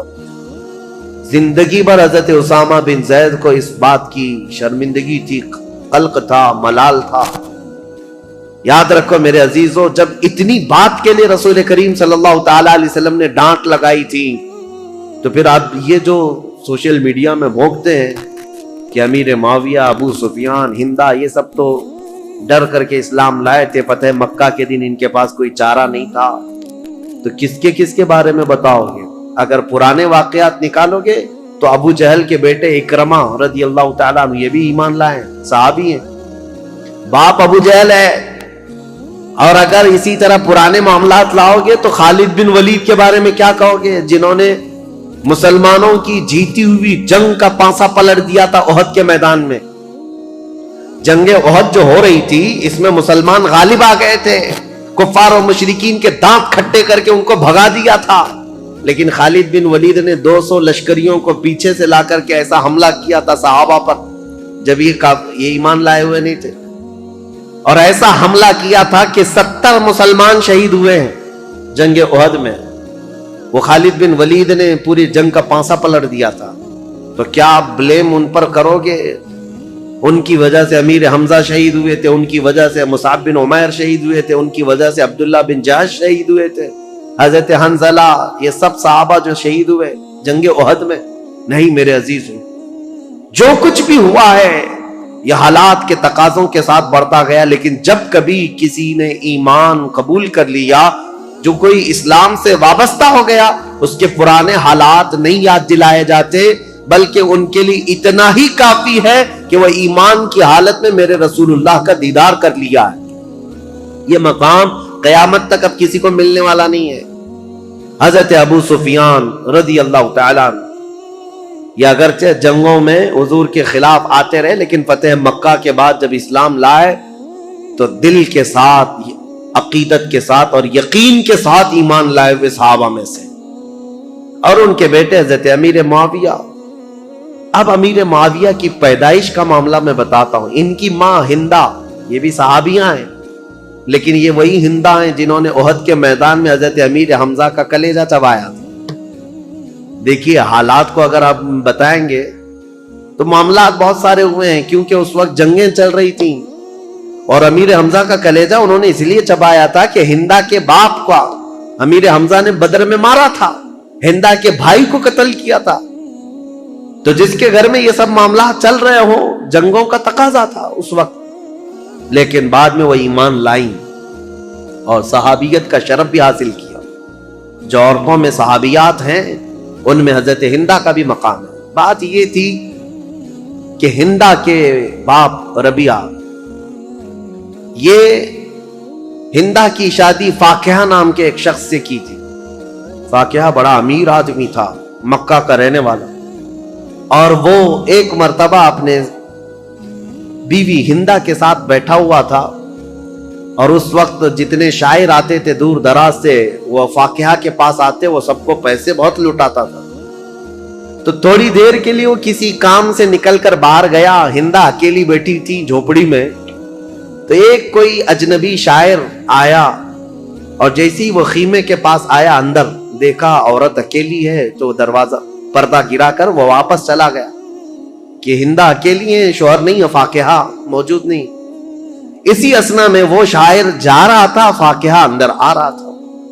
فاقہ نے آتے ہی پوچھنا شروع کر دیا، اس مرد سے تیرا کیا تعلق ہے؟ اس اجنبی آدمی نے تیرے ساتھ اکیلے میں کیوں ملاقات کی؟ وہ اتنا شکی مزاج تھا کہ اس نے ہندا کا جینا تنگ کر دیا. بہت سخت شست کیا اور اس کے بعد ہندا روتی ہوئی اپنے باپ کے پاس آ گئی. تو جو ہندا کا باپ ہے ربیہ، اس نے کہا کہ سچ سچ بتا ہوا کیا تھا؟ تو ہندا نے کہا جو اس وقت ان کے خداؤں کی قسمیں وہ کھاتی تھی سب کھائی. کہا کہ میرا دامن پاک ہے، میں نہ اس آدمی کو جانتی ہوں نہ پہچانتی ہوں، مجھے تو یہ پتا بھی نہیں کوئی آیا تھا، یہ تو میرے شوہر نے بتایا کہ کوئی آ کر کے بھی گیا ہے یہاں پر. ہندا نے یہ سب باتیں کی.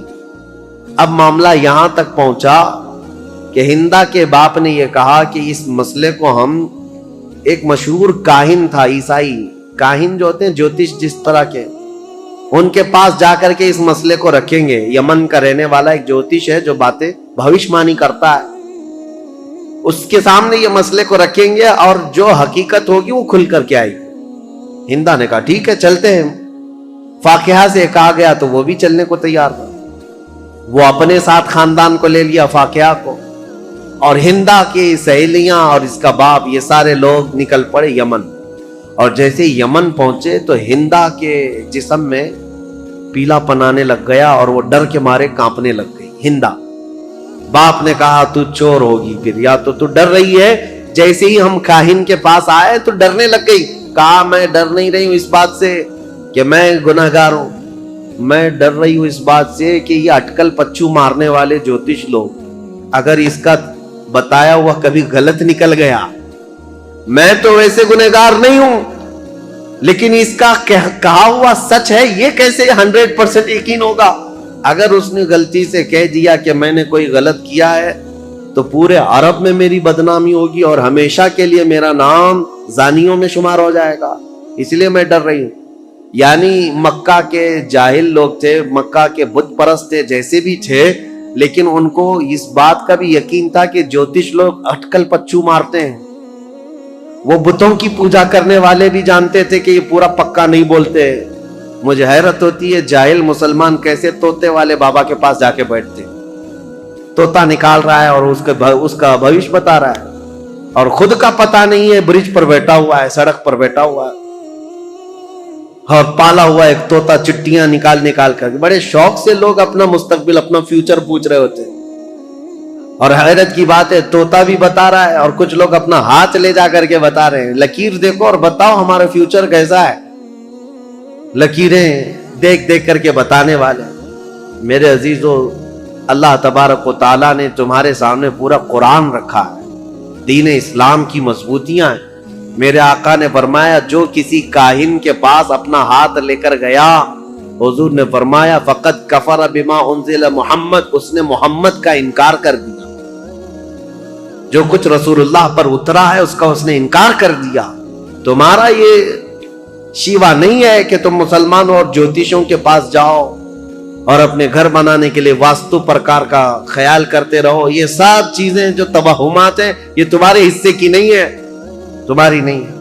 بہرحال ہندا جب یہ کہتی ہے اپنے باپ سے کہ یہ اٹکل پچو مارے گا کچھ بھی، اور میرے بارے میں اگر کہہ دیا کہ یہ زنا کر چکی ہے تو میرا تو بیڑا غرق ہو جائے گا، تو اس کے باپ نے کہا میں ایسی ڈائریکٹ تھوڑی نہ جاؤں گا اس کے پاس، میں پہلے اس کا ٹیسٹ لوں گا کہ وہ صحیح ہے یا نہیں ہے. اس کے لیے ہندا کے باپ نے ایک تدبیر لی. گھوڑے کے دم کے نیچے ایک پھل کا دانہ چھپا کر کے رکھا اور اپنے پاس ایک ڈبیا رکھی اور اس میں بھی ایک چیز چھپا کر کے رکھی، اور جاتے ساتھ وہ جو کاہن تھا اس کے پاس دونوں جماعتیں گئی. اور جانے کے بعد ہندا کے باپ نے کہا جوتش صاحب، کاہن صاحب، ہم آپ کے پاس ایک مسئلہ لے کر آئے، لیکن اس سے پہلے ہم آپ کو آزمانا چاہتے ہیں کہ تم کہاں تک پہنچے ہوئے ہو. ہم کچھ کر کے لائے ہوئے ہیں اپنے ساتھ، وہ کیا ہے بتاؤ.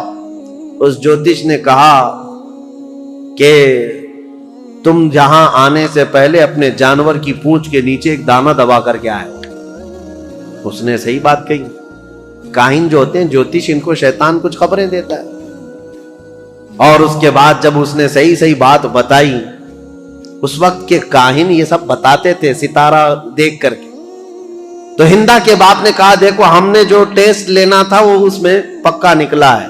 اس کے بعد کہا اس جوتش سے کہ اب یہ بتاؤ ہم کیا مسئلہ لے کر کے یہاں پر آئے ہیں؟ اس میں ایک عورت کے بارے میں یہ الزام ہے کہ اس نے زنا کیا ہے اجنبی مرد سے۔ تو کہا عورتوں کو یہاں بٹھاؤ، کئی عورتیں تھیں، وہ سب کے پاس جاتا تھا، سونگتا تھا، کسی کے کندھے کو مارتا تھا، اس کے بعد ایک ایک عورت کو اس طرح سے مار مار کے الگ کیا۔ جب ہندا کی باری آئی تو کندھے پر مارا اور اس کے بعد کہا کھڑی ہو جاؤ، اور جیسی ہندا کھڑی ہوئی کہا کہ یہ عورت بالکل پاک و صاف ہے، اس نے آج تک کوئی دوسرے مرد سے کوئی بدکاری نہیں کی۔ اے لوگوں، میں تمہیں یہ بات بھی کہتا ہوں کہ یہ ہندا پاک ہے، اپنے شوہر کے بستر کوئی امانت کو اس نے بچائی ہے، اور یہ بھی میں تمہیں کہتا ہوں ان قریب اس کے گھر میں ایک بیٹا پیدا ہوگا جو پورے عرب کا بادشاہ ہوگا، اس کا نام معاویہ ہوگا۔ یہ کاہن نے پہلے ہی یہ خبر بھی دے دی۔ اب جیسی ہی ہندا کی پاکی اور برت اس نے بیان کیا تو جو شوہر تھا فاقیہ جلدی سے آ گیا، آجا میری بیگم، صاف ہے تو پاک ہے۔ ہندا نے جھٹک کر کہا ایسے شخص کے پاس تو میں اب زندگی بھر نہیں جا سکتی، مجھے اس سے طلاق چاہیے۔ اور اس کے بعد جب جوتش نے کہا ہے کہ میرے پیٹ سے ایک بیٹا پیدا ہونے والا جو بادشاہ ہوگا، میں تو یہ چاہتی نہیں کہ ایسے شکی آدمی سے کوئی بادشاہ پیدا ہو، میں یہ چاہتی نہیں ہوں۔ تو پھر ہندا کے باپ نے طلاق کروا دی، ختم ہو گئی۔ ہندا جیسی مکہ واپس آئی تو ہندا سے حضرت ابو سفیان نے نکاح کر لیا۔ اس وقت یہ ایمان لائے ہوئے لوگ نہیں تھے، ابو سفیان نے نکاح کیا، اور ابو سفیان اور ہندا کے نکاح سے حضرت امیر معاویہ پیدا ہوا۔ امیر معاویہ بچپن سے ہی بہت ذہین تھے، حلیم الطبع، بردبار، ان کے اندر بھی برداشت کی طاقت بہت، معاملہ فہمی اور سیاست ان کے اندر بچپن سے تھی، لکھنے پڑھنے میں بھی شوق تھا۔ اسی لیے حضور صلی اللہ تعالی علیہ وسلم پر جب وحی اترتی تھی، قرآن کی آیتیں آتی تھی، تو لکھنے والے جو تھے چند صحابہ تھے، ان میں حضرت امیر معاویہ کا نام ہے، وہ کاتبین وحی میں سے ہے۔ قرآن لکھنے کے لیے حضور نے چند صحابہ کو خدمت پر مامور کیا تھا، امیر معاویہ بھی قرآن لکھنے والوں میں تھے، کاتب قرآن ہے، اور قرآن کو انہوں نے اپنے ہاتھوں سے لکھا ہے۔ جو سب سے پہلے نازل ہوا قرآن یہ حضرت امیر معاویہ۔ لیکن مسئلہ یہ ہے کہ یہ 7 ہجری میں ایمان لائے اور 11 ہجری میں حضور کی وفات ہوئی۔ 3 سال رسول پاک صلی اللہ تعالی علیہ وسلم کا زمانہ پایا، لیکن معاملہ وہ نہیں ہو سکتا جو صدیق اکبر کا تھا، معاملہ وہ نہیں ہو سکتا جو عمر فاروق کا تھا، معاملہ وہ نہیں ہو سکتا جو عثمان غنی اور حیدر کرار کا تھا، کیونکہ وہ سابقین اولین میں سے تھے، سب سے پہلے اسلام لائے، اور رسول پاک صلی اللہ تعالی علیہ وسلم کی سب سے زیادہ تربیت حاصل کرنے والے وہ صحابہ تھے۔ بہرحال حضرت امیر معاویہ جب جوان ہوئے تو آپ کو حضرت ابوبکر صدیق نے ان کے سگے بھائی کے ساتھ ملک شام بھیجا۔ ان کے سگے بھائی کا نام بھی یزید ہے، یزید بن ابو سفیان۔ ابو سفیان کے 2 بیٹے ہیں جن کا نام یہاں میں ذکر کر رہا ہوں، ایک کا نام یزید اور ایک کا نام معاویہ۔ عربوں میں یہ رواج تھا، بار بار ریپیٹڈ نام رکھتے تھے، دادا کا نام پھر پوتے کو، پوتے کا نام پھر فلاں کو۔ تو یزید بن ابی سفیان یہ بڑے بھائی تھے، حضرت ابوبکر صدیق نے ان کی مہارت کی وجہ سے ان کو ملک شام میں دمشق بھیجا تھا، اور انہوں نے اپنی مہارت سے جب حضرت خالد بن ولید نے ملک شام کو فتح کیا تھا تو یزید بن ابو سفیان وہاں کے گورنر مقرر ہوئے۔ ان کے انتقال کے بعد امیر معاویہ وہاں ساتھ گئے تھے، تو حضرت ابوبکر صدیق کے زمانے میں ہی ان کا انتقال ہوا، ان کے بڑے بھائی کا۔ تو حضرت عمر کا زمانہ جسٹ آ ہی رہا تھا، آپ نے خط لکھ کر کے بھیج دیا کہ یزید کے جو بھائی معاویہ ہیں انہی کو وہاں کا گورنر بنایا جائے۔ تو اب یہ رہی تاریخ امیر معاویہ کی۔ حضرت امیر معاویہ وہاں سے گورنر بن گئے ملک شام کے، دمشق کے، چلتی رہی ان کی گورنری۔ حضرت عمر کا زمانہ، حضرت عثمان کا زمانہ، یہ کل ملا کر 22 سال کا زمانہ ہوتا ہے۔ حضرت عمر 10 سال، حضرت عثمان 12 سال۔ حضرت عمر کے کچھ زمانے کے بعد وہ خلیفہ گورنر بنے تھے بہرحال. تو جب حضرت امیر معاویہ کو اتنی بڑی وہاں کی مہارت تھی، تجربہ حاصل تھا، گورنری کا، ملک شام کی نس نس کو جانتے تھے، یہ امیر معاویہ پہلے شخص ہیں جنہوں نے بحری بیڑا پیدا شروع کیا اسلام میں. بحری بیڑا یعنی نیوی، فوج تیار کی، سمندری فوج بنائی.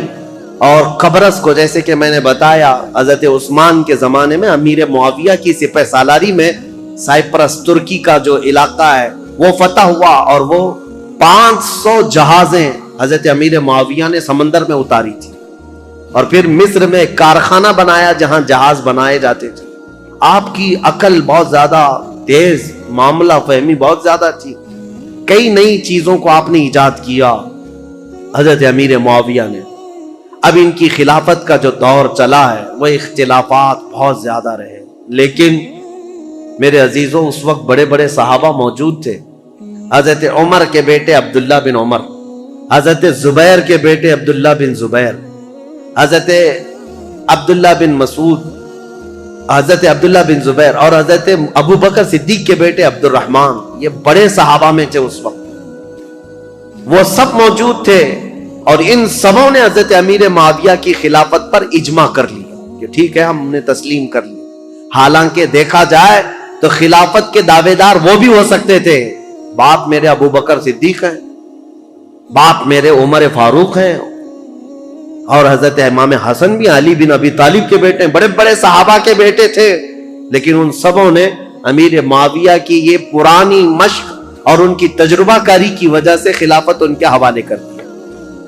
اب حضرت امیر معاویہ کی خلافت کے جو اہم کارنامے ہیں وہ یہ ہیں کہ افریقہ کے، شمال افریقہ کے کئی علاقے فتح ہوئے اور دائرہ اسلام میں آئے.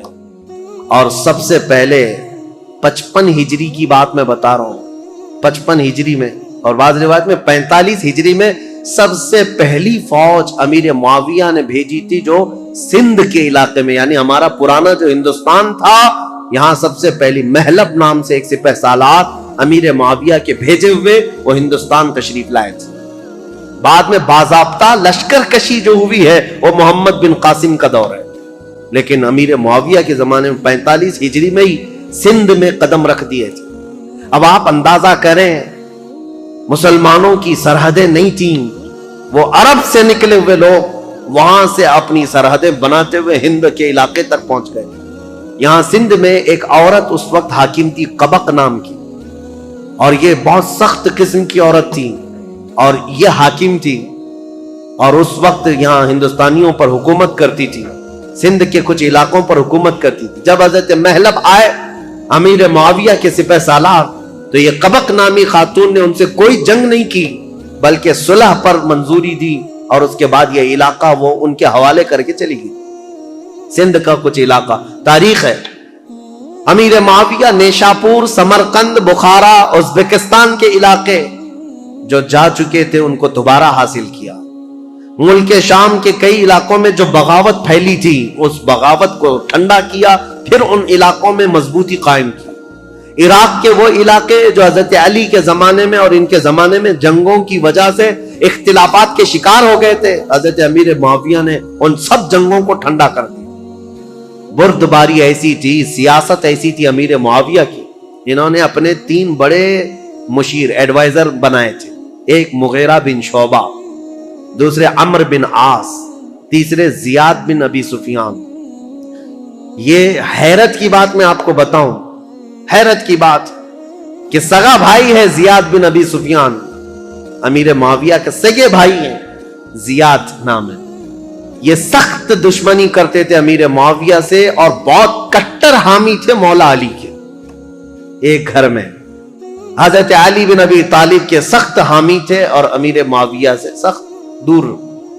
لیکن حضرت علی رضی اللہ تعالیٰ عنہ کی وفات کے بعد امیر معاویہ نے اپنی عقل اور دانائی سے ان کو قائل کر لیا اور واپس ان کو بلا لیا اور بصرہ کا انہیں گورنر بنایا. یہ زیاد بن ابی سفیان ایسے آدمی ہیں جن کے بارے میں کہا جاتا ہے کہ اگر یہ پہاڑوں کو بھی کہہ دے تو فرما بردار ہو جائیں. اتنی عقل کے ساتھ وہ معاملات چلاتے. جانوروں کو بھی اگر کہہ دے تو سیدھے لائن میں کھڑے ہو جائیں. زیاد بن ابی سفیان. یہ کون تھے؟ امیر معاویہ کے بھائی تھے اور ان کو انہوں نے اپنا ایڈوائزر بنایا ہوا. اور عمرو بن عاص جنہوں نے پورا مصر فتح کیا، صحابی رسول ہیں، عمر میں بہت بڑے ہیں، لیکن مشورہ لینے کے لیے عرب کہتے تھے عمرو بن عاص کے پاس جاؤ. تو امیر معاویہ نے ان کو بنایا تھا. ظاہر سی بات ہے، آپ نے دیکھا وہ جنگ صفین میں کیا کیا. حضرت عمرو بن عاص نے بعد میں اعلان نہیں کر دیا تھا کہ میں اپنے فریق کو معزول نہیں کرتا. عمرو بن عاص امیر معاویہ کے مشیر خاص تھے. تیسرے تھے مغیرہ بن شعبہ، یہ بھی صحابی رسول ہیں، لیکن ایسے زیرک تھے، یہ بھی پورے کوفہ کو کنٹرول کرنے میں اور پورے عراق کو کنٹرول کرنے میں ان کا بڑا ہاتھ تھا. مغیرہ بن شعبہ، یہ تین ایڈوائزر ایسے تھے جو امیر معاویہ کے شانہ بشانہ رہتے. ان تینوں مشیروں سے یہ اپنی پوری حکومت کے سرحدیں کہاں تک پھیلا چکے تھے. بیٹھے تھے دمشق میں اور حکومت کی سرحد ان کی ہندوستان تک تھی. ایران بھی تھا، عراق بھی تھا، مصر بھی تھا، یمن بھی تھا، شام بھی تھا، پورا آج کے دور کا عرب تھا، حجاز، نجد، اور پھر اس کے علاوہ آرمینیا، آذربائیجان، ترکی، یہ سب علاقے. اتنا ہونے کے بعد پھر افریقہ کے ساحلی علاقے پورے کے پورے امیر معاویہ کی زیر نگرانی تھی. یہ اتنا بڑا خطہ ہے، میں آپ کو کہوں تو یہ بے جا نہ ہوگا کہ خلافت راشدہ کے ختم ہونے کے بعد امیر معاویہ وہ تنہا خلیفہ یا حاکم ہیں جنہوں نے ایک وقت میں 3 بر اعظموں پر اپنی حکومت جاری کی. 3 انٹر کانٹیننٹل، افریقہ، یورپ اور پھر ایشیا کا تو تھا ہی حصہ. ان سب علاقوں میں اسلام کی سرحدیں پھیلائی. اب حضرت امیر معاویہ رضی اللہ تعالیٰ عنہ کے جو اہم کارنامے تھے، اسلام کی وسعت ہوتی رہی، لیکن جو جنگوں کو انہوں نے ٹھنڈا کیا وہ ایسے ٹھنڈا کیا تھا. کہتے ہیں کہ کوفہ شہر میں مغیرہ بن شعبہ حاکم تھے. ایسا حال تھا کہ اگر راستے میں کسی کا ایک سکہ گر جائے تو کوئی دوسرا آدمی اٹھاتا نہیں تھا جب تک وہ سکے کا آدمی خود نہیں آ جاتا. کوئی دوسرا آدمی چھوتا تک نہیں تھا. اور عورتیں اپنے گھر کا دروازہ بند کیے بغیر رات کو سوتی تھیں. کسی کو ڈر نہیں تھا کہ کوئی گھر میں آ جائے. یہ نظام اتنا ٹائٹ بنا کر کے رکھا تھا. امیر معاویہ کا ڈر تھا لوگوں کے اندر. خلافت کو اپنی طاقت سے، اپنی زور سے انہوں نے ہانک کر کے، یہاں تک کہ جو بربر قوم کے لوگ تھے، افریقہ کے جنگلات میں رہنے والے، وہ ایسی وحشی قوم تھی کہ وہ تھوڑا سا اگر ان کے سامنے سے کوئی ہٹ گیا تو پھر وہ خبط سوار ہو جاتا تھا اور جنگلی جانوروں کی طرح جھپٹ پڑتے تھے. ایسی قوم کے لیے امیر معاویہ نے ایک پوری فوجی چھاونی ان کے ہاں قائم کر دی، جس کا سپہ سالار عقبہ بن نافع کو بنایا. وہ ہمیشہ ان کے اوپر سوار رہتے تھے بربر قوم پر، اور وہ ہمیشہ ان کی فرما بردار رہتی تھی. اور کئی ایسے ہیں، نیو سٹی ٹاؤن شپ کا پلان سب سے پہلے اس دنیا میں حضرت امیر معاویہ نے قائم کیا. پورا ایک شہر بسایا. جیسے افریقہ میں ایک شہر بسایا قیروان نام سے، اور وہ پورا مرکز اسلام بن گیا بعد میں.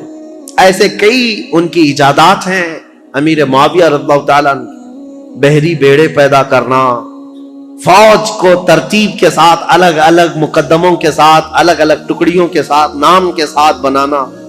اور سب سے پہلے یہ پوسٹ آفس کا جو سسٹم ہوتا ہے، ڈاک کا، یہ امیر معاویہ کے زمانے میں قائم ہوا، جس کا نام انہوں نے برید رکھا کہ سرکاری خط بہت جلد ادھر سے ادھر جا سکیں. اس کے لیے انہوں نے منزلیں رکھی. ایک گھوڑا یہاں سے وہاں تک جائے گا، دوسرا گھوڑا وہاں سے وہاں تک جائے گا.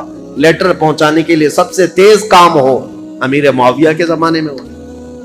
خط و کتابت بہت تیزی سے جاتی تھی اور خبریں بہت تیز پھیلتی تھی. اور امیر معاویہ رضی اللہ تعالیٰ عنہ نے لوگوں کو ایک چاند پر جمع کیا. یہ سارے ان کے اولیات میں سے، ان کے خصائل ہیں، ان کی بہت ساری چیزیں ہیں. لیکن اب آؤ، امن ایسا قائم کیا. 20 سال میں مسلمانوں کی جنگیں نہیں. ظاہر سی بات ہے میرے عزیزوں، امیر معاویہ کا ایک جملہ میں آپ کو سناتا ہوں، یہ ضروری ہے. امیر معاویہ رضی اللہ تعالیٰ عنہ کے پاس ایک جملہ میں آپ کو سناتا ہوں. ان کا جو مشیر خاص ہے زیاد بن ابی سفیان، وہ بصرہ میں تھے. اس نے ایک شخص کے ساتھ کچھ معاملہ کیا تھا اور وہ شخص شکایت لے کر کے سیدھے امیر معاویہ کے پاس آیا. امیر معاویہ نے دسترخوان بچھایا, کھانا کھلایا اور اس کے ساتھ اچھا معاملہ کیا. یہ بات زیاد بن ابی سفیان کو پتہ چلی کہ یہ تو خلیفہ اسلام کے پاس چلا گیا تھا, تو وہ آیا اور حضرت امیر معاویہ کے پاس کہا ایسے تو معاملات خراب ہو جائیں گے, میں نے اس کے ساتھ باز پرس کی ہے اور آپ یہاں پر اس کے ساتھ نرمی کر رہے ہیں, حمایت کر رہے ہیں. ابو حضرت امیر معاویہ نے کہا تھا ایک بات یاد رکھو, ترازو کے دونوں پلے ایک طرح نہ رہنے چاہیے, بلکہ میں نرمی کرتا رہوں اور تو سختی کرتا رہے, اسی سے جماعت میں انتشار سے محفوظ رہے.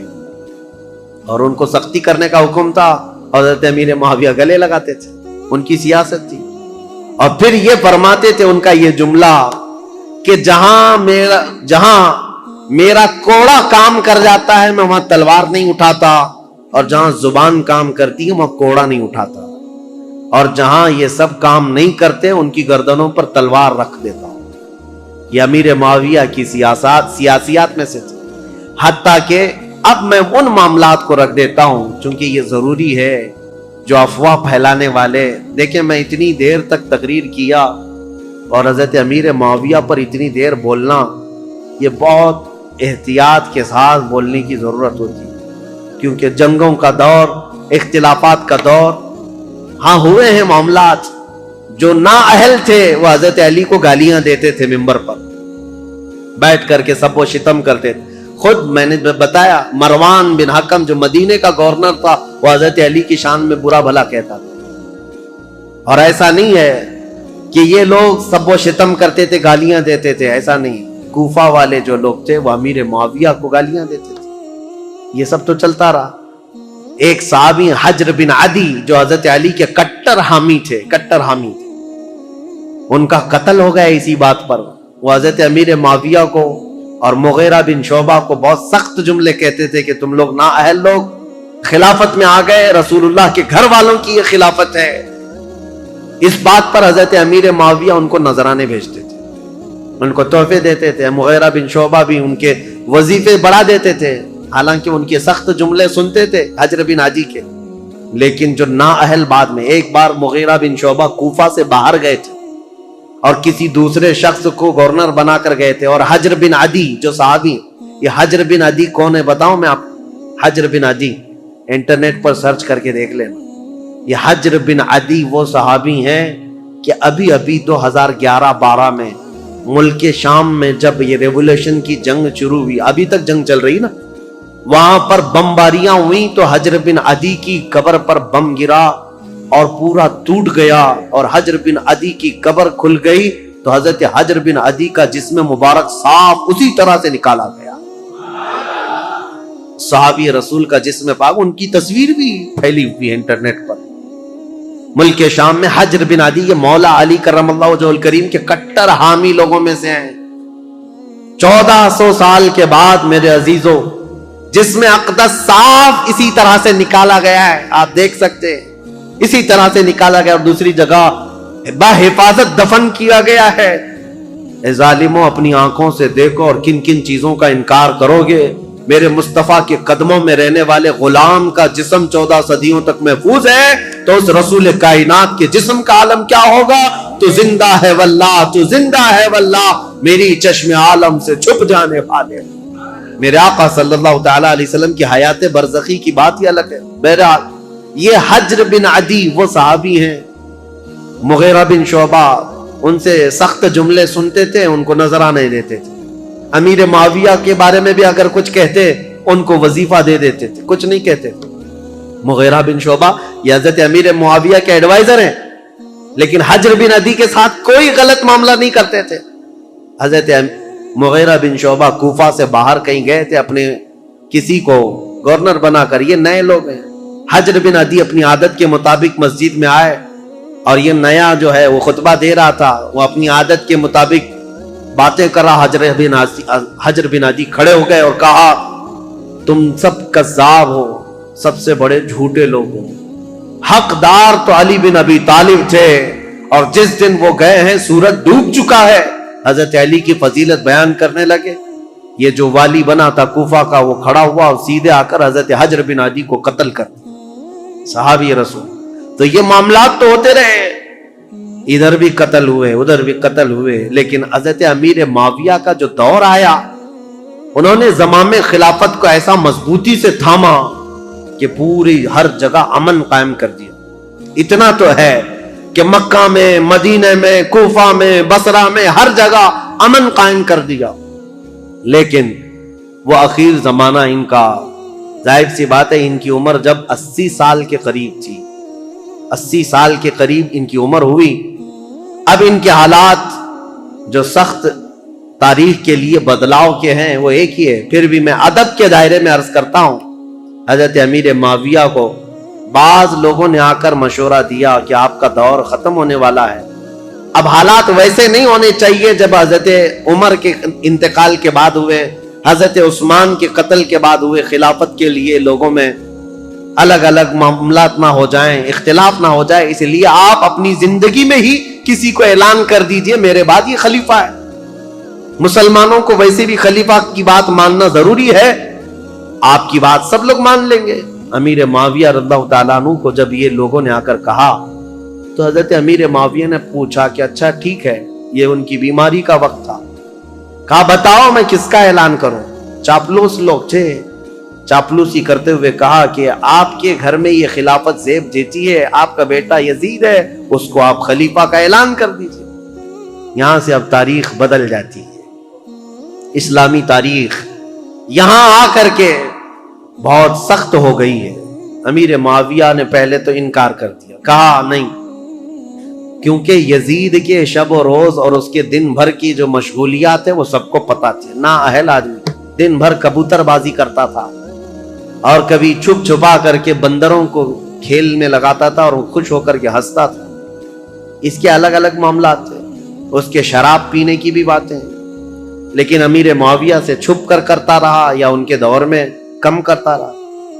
حضرت امیر معاویہ نے منع کر دیا، لیکن پھر کچھ بڑے بڑے لوگ بھی آئے، کہا کہ یہ بات صحیح ہے کہ مسلمانوں میں ایک بہت بڑی جنگ ہوگی اب خلیفہ کے انتخاب کے لیے، کیونکہ حضرت امام حسن سے جو صلح ہوئی تھی وہ تو اس بات پر ہوئی تھی نا، امیر معاویہ کے بعد خلافت امام حسن کو جائے گی، لیکن امام حسن تو شہید ہو گئے، اب کون ہے؟ تو بہت سارے لوگ اس وقت جو موجود تھے انہوں نے اس بات کا ویرودھ بھی کیا، انکار بھی کیا، کیونکہ ابھی 3 بڑے صحابہ موجود تھے، سیدنا ابو بکر صدیق کے بیٹے عبد الرحمن، حضرت عمر کے بیٹے عبداللہ بن عمر، اور حضرت علی کے بیٹے امام حسین، یہ بڑے بڑے صحابہ، اور حضرت زبیر کے بیٹے عبداللہ بن زبیر یہ بھی موجود تھے۔ تو ایک صحابی آئے حضرت امیر معاویہ کے پاس، احنف بن قیس، انہوں نے کہا کیا یہ اچھا ہوگا کہ آپ اعلان کر دیں عبداللہ بن عمر کے نام پر، ان سے افضل کوئی نہیں ہے، کیونکہ وہ بڑے صحابی ہیں، رسول اللہ کا زمانہ پائے ہوئے۔ امیر معاویہ رضی اللہ تعالیٰ عنہ کے سامنے یہ سب معاملات تھے۔ انہوں نے پھر مغیرہ بن شعبہ کو بلایا جو کوفہ کے گورنر تھے، زیاد بن ابی سفیان کو بلایا، پھر پوچھا تو انہوں نے کہا کہ جیسا آپ کہنا چاہتے ہیں ہم کرنے کو تیار ہیں، ہم لوگوں کو سنبھال لیں گے جیسے 20 سال سے سنبھال رہے ہیں۔ تو امیر معاویہ نے خط لکھ دیا سب کے نام پر کہ میری زندگی آخر دور کو پہنچ چکی ہے، اے مسلمانوں میں اپنی زندگی میں اعلان کرتا ہوں میرے بعد میرا بیٹا یزید بن معاویہ تخت خلافت کا جانشین ہے۔ مغیرہ بن شعبہ لے کر کے گئے، انہوں نے تو نافذ کر دیا، زیاد بن ابی سفیان جو تھے انہوں نے بھی نافذ کر دیا۔ اب مدینے کا مسئلہ تھا، مدینے میں مروان تھا، مروان کو لکھ کر کے بھیجا گیا، لیکن اس میں نام نہیں لکھا گیا، پہلے خط میں یہ لکھا گیا کہ امیر معاویہ یہ چاہتے ہیں مسلمانوں میں جنگ نہ ہو، اس لیے اپنی زندگی میں کسی کے خلیفہ ہونے کا اعلان کرنا چاہتے ہیں۔ مروان نے سارے بڑے صحابہ کو بھی بلایا جو موجود تھے، سب سے یہ مشورہ لیا کہ خلیفہ وقت امیر معاویہ کا یہ کہنا ان کی رائے ہے، سبوں نے کہا اچھا ہی ہوگا، پھر ایک نئے خلیفہ کو چننے کے لیے لڑائیاں ہوں گی، امیر معاویہ اگر اعلان کریں گے تو کسی اچھے کا کریں، کیونکہ نام نہیں تھا اس وقت۔ سب مدینے والے اس بات پر راضی ہو گئے، ٹھیک ہے۔ اس کے بعد امیر معاویہ کو جب یہ خبر پہنچی کہ سب معاملہ ٹھیک ہے، راضی ہیں، تو دوسرے خط میں انہوں نے بھیجا کہ ہاں میں اعلان کرتا ہوں کہ میرا بیٹا یزید تخت خلافت کا جانشین ہے۔ یہ خط جیسی آیا مروان نے اب جن لوگوں کو بلایا اس میں بہت سارے لوگ تھے، تابعین اور صحابہ. اس نے کہا امیر معاویہ نے اپنے بیٹے کے خلافت کا اعلان کیا ہے. سب سے پہلے اب مروان نے جو بات کہی یہ کہی تھی، رسول اللہ صلی اللہ تعالی علیہ وسلم کی سنت پر اور ابو بکر اور عمر رضی اللہ تعالیٰ عنہ کی سنت پر امیر معاویہ اپنے بیٹے کو خلیفہ کا اعلان کر رہے ہیں. تو حضرت عبد الرحمن کھڑے ہو گئے، عبد الرحمن بن ابو بکر. کہا جھوٹ بول رہے ہو، یہ کہو رسول اللہ کی سنت اور ابو بکر و عمر کی سنت نہیں. عیسائی بادشاہ ہرقل اور عظیم الروم کی سنت پر کہ ان کے ہاں ایک بادشاہ مرتا ہے تو بیٹا خلیفہ بنتا ہے. اسلام میں ایسا نہیں، تم جھوٹ بول رہے ہو. ابو بکر اور عمر کی سنت ہوتی تو ابو بکر نے اپنے بیٹے کو خلیفہ نہیں بنایا، عمر نے اپنے بیٹے کو خلیفہ نہیں بنایا، بلکہ ان خلفاء نے اپنے خاندان کو خلافت سے دور رکھا رضوان اللہ علیہ مجمعین. حضرت عبد الرحمن بن ابو بکر کھڑے ہو گئے. پھر حضرت عبداللہ بن عمر اور عبداللہ بن زبیر، یہ دو بڑے صحابہ تھے، ان سے پوچھا گیا تو انہوں نے کہا ہم نے یہ سوچا تھا کہ امیر معاویہ اس معاملے میں اچھا کریں گے، خیر خواہی کا ان کے ساتھ ہمارا معاملہ تھا، لیکن ہم ان کی خلافت کو صرف اس لیے تسلیم کیے ہوئے تھے 20 سال سے امیر معاویہ کی کہ ہم جنگیں دیکھ چکے تھے، مسلمانوں کا خون نہ بہے، ورنہ امیر معاویہ سے افضل صحابہ بھی موجود تھے خلافت کے وقت، لیکن ہم نے ان کو تسلیم کیا. تو اس کا مطلب یہ نہیں ہے کہ اب امیر معاویہ کے خاندان میں بھی یہ چلتا رہ جائے. صحابہ میں سے اب آئی بات امام حسین کی. امام حسین رضی اللہ تعالیٰ عنہ اس وقت مدینے میں موجود تھے. آپ کے پاس یہ بات آئی تو آپ نے بھی اس کا رد کر دیا. یہ معاملات ابھی چل رہے تھے اور زمانہ تاریخ ہجری کا 60ویں ہجری کو پہنچا تھا. رسول کریم صلی اللہ تعالی علیہ وسلم کی وفات کو 50 سال گزر چکے تھے. امیر معاویہ ایک دن بیماری کی حالت میں اس دار فانی کو کوچ کر گئے، انتقال ہو گیا. خلافت کا معاملہ لٹک گیا اور اس طرح کہ انہوں نے آلریڈی اعلان تو کر دیا تھا، آدھا اعلان، اور سب کو متی نہیں بنا لیے، سب کے ساتھ منظوری نہیں ہوئی، اس لیے خلافت کا معاملہ لٹکا ہوا تھا. ظاہر سی بات ہے خلیفہ برحق اس وقت ہوگا جب سارے لوگ ایک ساتھ بیعت کر لیتے. بڑے صحابہ مدینے کے، مکہ کے اور حجاز کے بہت سارے صحابہ نے اس کا انکار کیا تھا. کوفہ کے بھی بہت سارے صحابہ جو موجود تھے انہوں نے انکار کیا تھا کہ یہ وصیت نہیں مانی جائے گی، مسلمانوں کے معاملات مسلمانوں کے ہاتھ میں رکھے جائیں، وہ جسے چاہیں منتخب کریں. ان معاملات پر آ کر اب تاریخ رک گئی ہے. اب یہاں سے امیر معاویہ کے انتقال کے بعد جو اصل مسئلے شروع ہوتے ہیں. دوسرے دن یزید کو بیٹھنا ہے اور پھر وہ کربلا کی داستان شروع ہوتی ہے. انشاءاللہ العزیز ہمارے پاس 2 دن باقی ہیں. کل کی شب 10ویں شب ہے اور اس کے بعد سنیچر کے دن دوپہر میں سے پہلے شہادت کے امام حسین کے وہ واقعات، کربلا تک کے معاملات آپ کے سامنے رکھے جائیں گے انشاءاللہ. میں نے تاریخ اسلام کو حضور اکرم صلی اللہ تعالی علیہ وسلم کی بعثت سے پہلے سے لے کر عرب کے حالات، دنیا کے حالات سے لے کر یہاں تک بیان کیا. صدیق اکبر کا زمانہ، فاروق اعظم کا زمانہ، عثمان بن عفان کا زمانہ، حیدر کرار کا زمانہ رضی اللہ عنہم اجمعین، امام حسن مجتبی، اور ان کے بعد امیر معاویہ کی 20 سالہ خلافت کا دور. اس کے بعد جو حالات آئے وہ مسلمانوں کے لیے بڑے گمبھیر حالات ہیں. پھر ہمارے درمیان انتشار ہوا، افتراق ہوا، جماعتیں بنی، ٹکڑیاں بنی اور فرقے بنے، اور اتنے بنے کہ اس کا دروازہ آج تک نہیں بند ہوا اور اس وقت تک بند نہیں ہوگا جب تک کہ میرے آقا صلی اللہ تعالی علیہ وسلم کے فرمان کے مطابق 4 خلفائے راشدین کے زمانے کے بعد، وہ عدل، مساوات، امن کے دور کے بعد، قیامت کے قریب ایک اور بار پوری دنیا میں عدل قائم ہوگا، امن قائم ہوگا. وہ دور ہوگا امام مہدی علیہ السلام. امام مہدی رضی اللہ تعالیٰ عنہ کا اس امام برحق کے آنے تک یہ افتراق، یہ انتشار، یہ فرقے، یہ جماعتیں، یہ ٹکڑیاں، یہ اختلافات یہ چلتے رہیں گے. لیکن مسلمانوں، آپ سے میری یہ گزارش ہے، اس پوری تاریخ کی سچائیوں کو رکھو اور اس کے بعد اپنی زبانیں اور اپنی عقلیں سنبھال کر بات کرنا کہ تم جن کے بارے میں بات کرنے جا رہے ہو وہ رسول اللہ کے صحابہ ہیں. قیامت تک جو سب سے اچھے لوگ پیدا ہونے والے تھے ان سب کو چن کر کے اللہ نے رسول کا صحابی بنایا. رسول اللہ کے جو صحابہ ہیں میرے آقا نے خود فرمایا میرا ایک صحابی جو کے دانے کے برابر خیرات کرے اور امت پوری مل کر کے احد پہاڑ کے برابر سونا خیرات کرے تب بھی میری صحابی کی خیرات کے برابر نہیں ہو سکتے.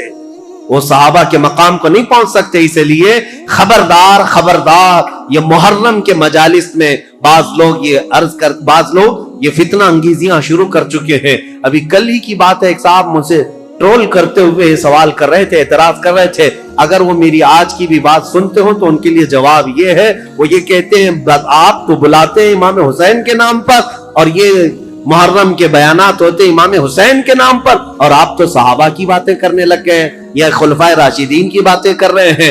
اگر اس صاحب کو ایسا لگتا ہے تو میں ان کے لیے جواب دیتا ہوں, تمہیں ابھی تک حقیقت پتا نہیں رسول اللہ صلی اللہ تعالی علیہ وسلم کے ان صحابہ کی. ہم ان صحابہ کرام کی فضیلت ہر دور میں بیان کرتے ہیں, بلکہ مولا حسین کو تم نے یہ خاص کر رکھا ہے کہ محرم کے لیے ہے. مولا حسین محرم کے لیے نہیں, ہر دن کے لیے ہے اور ہر رات کے لیے ہے. ہم کربلا والے سنی حضرات امام حسین کو محرم کے لیے خاص کر نہیں رکھے ہیں, بلکہ ہمارا تو یہ عزم ہے ہمارے بچے جوان ہوں تو حسین ابن علی کی شہادت کے بیان کے بعد جوان مردی اور بہادری کے ساتھ کھڑے ہو سکے. ہم کہانیاں نہیں بیان کرتے. ایک بات یاد رکھو, بچپن میں جب سے میں بولنے لگا ہوں, ابھی تو یہ زمانہ بہت ہو گیا, میری عمر 13 سال کی تھی جب سے میں تقریر کر رہا ہوں. میری عمر 14 سال کی عمر سے محرم کے بیانات میں کر رہا ہوں. میری تو ابھی داڑھی بھی نہیں تھی, مونچھیں بھی نہیں تھی. اس وقت سے کربلا کی داستانیں ہر طرح سے بیان کیا, لیکن میں نے ایک بات کا عزم کر لیا, کربلا کی داستان رونے دھونے اور ماتم کرنے اور پیٹنے کے لیے نہیں ہے, بلکہ حسین کی شہادت ہم اس لیے سناتے ہیں کہ بجھے ہوئے دل ہو, 80 سال کا بوڑھا ہو تو 25 سال کا جوان بن جائے اس کے اندر سے.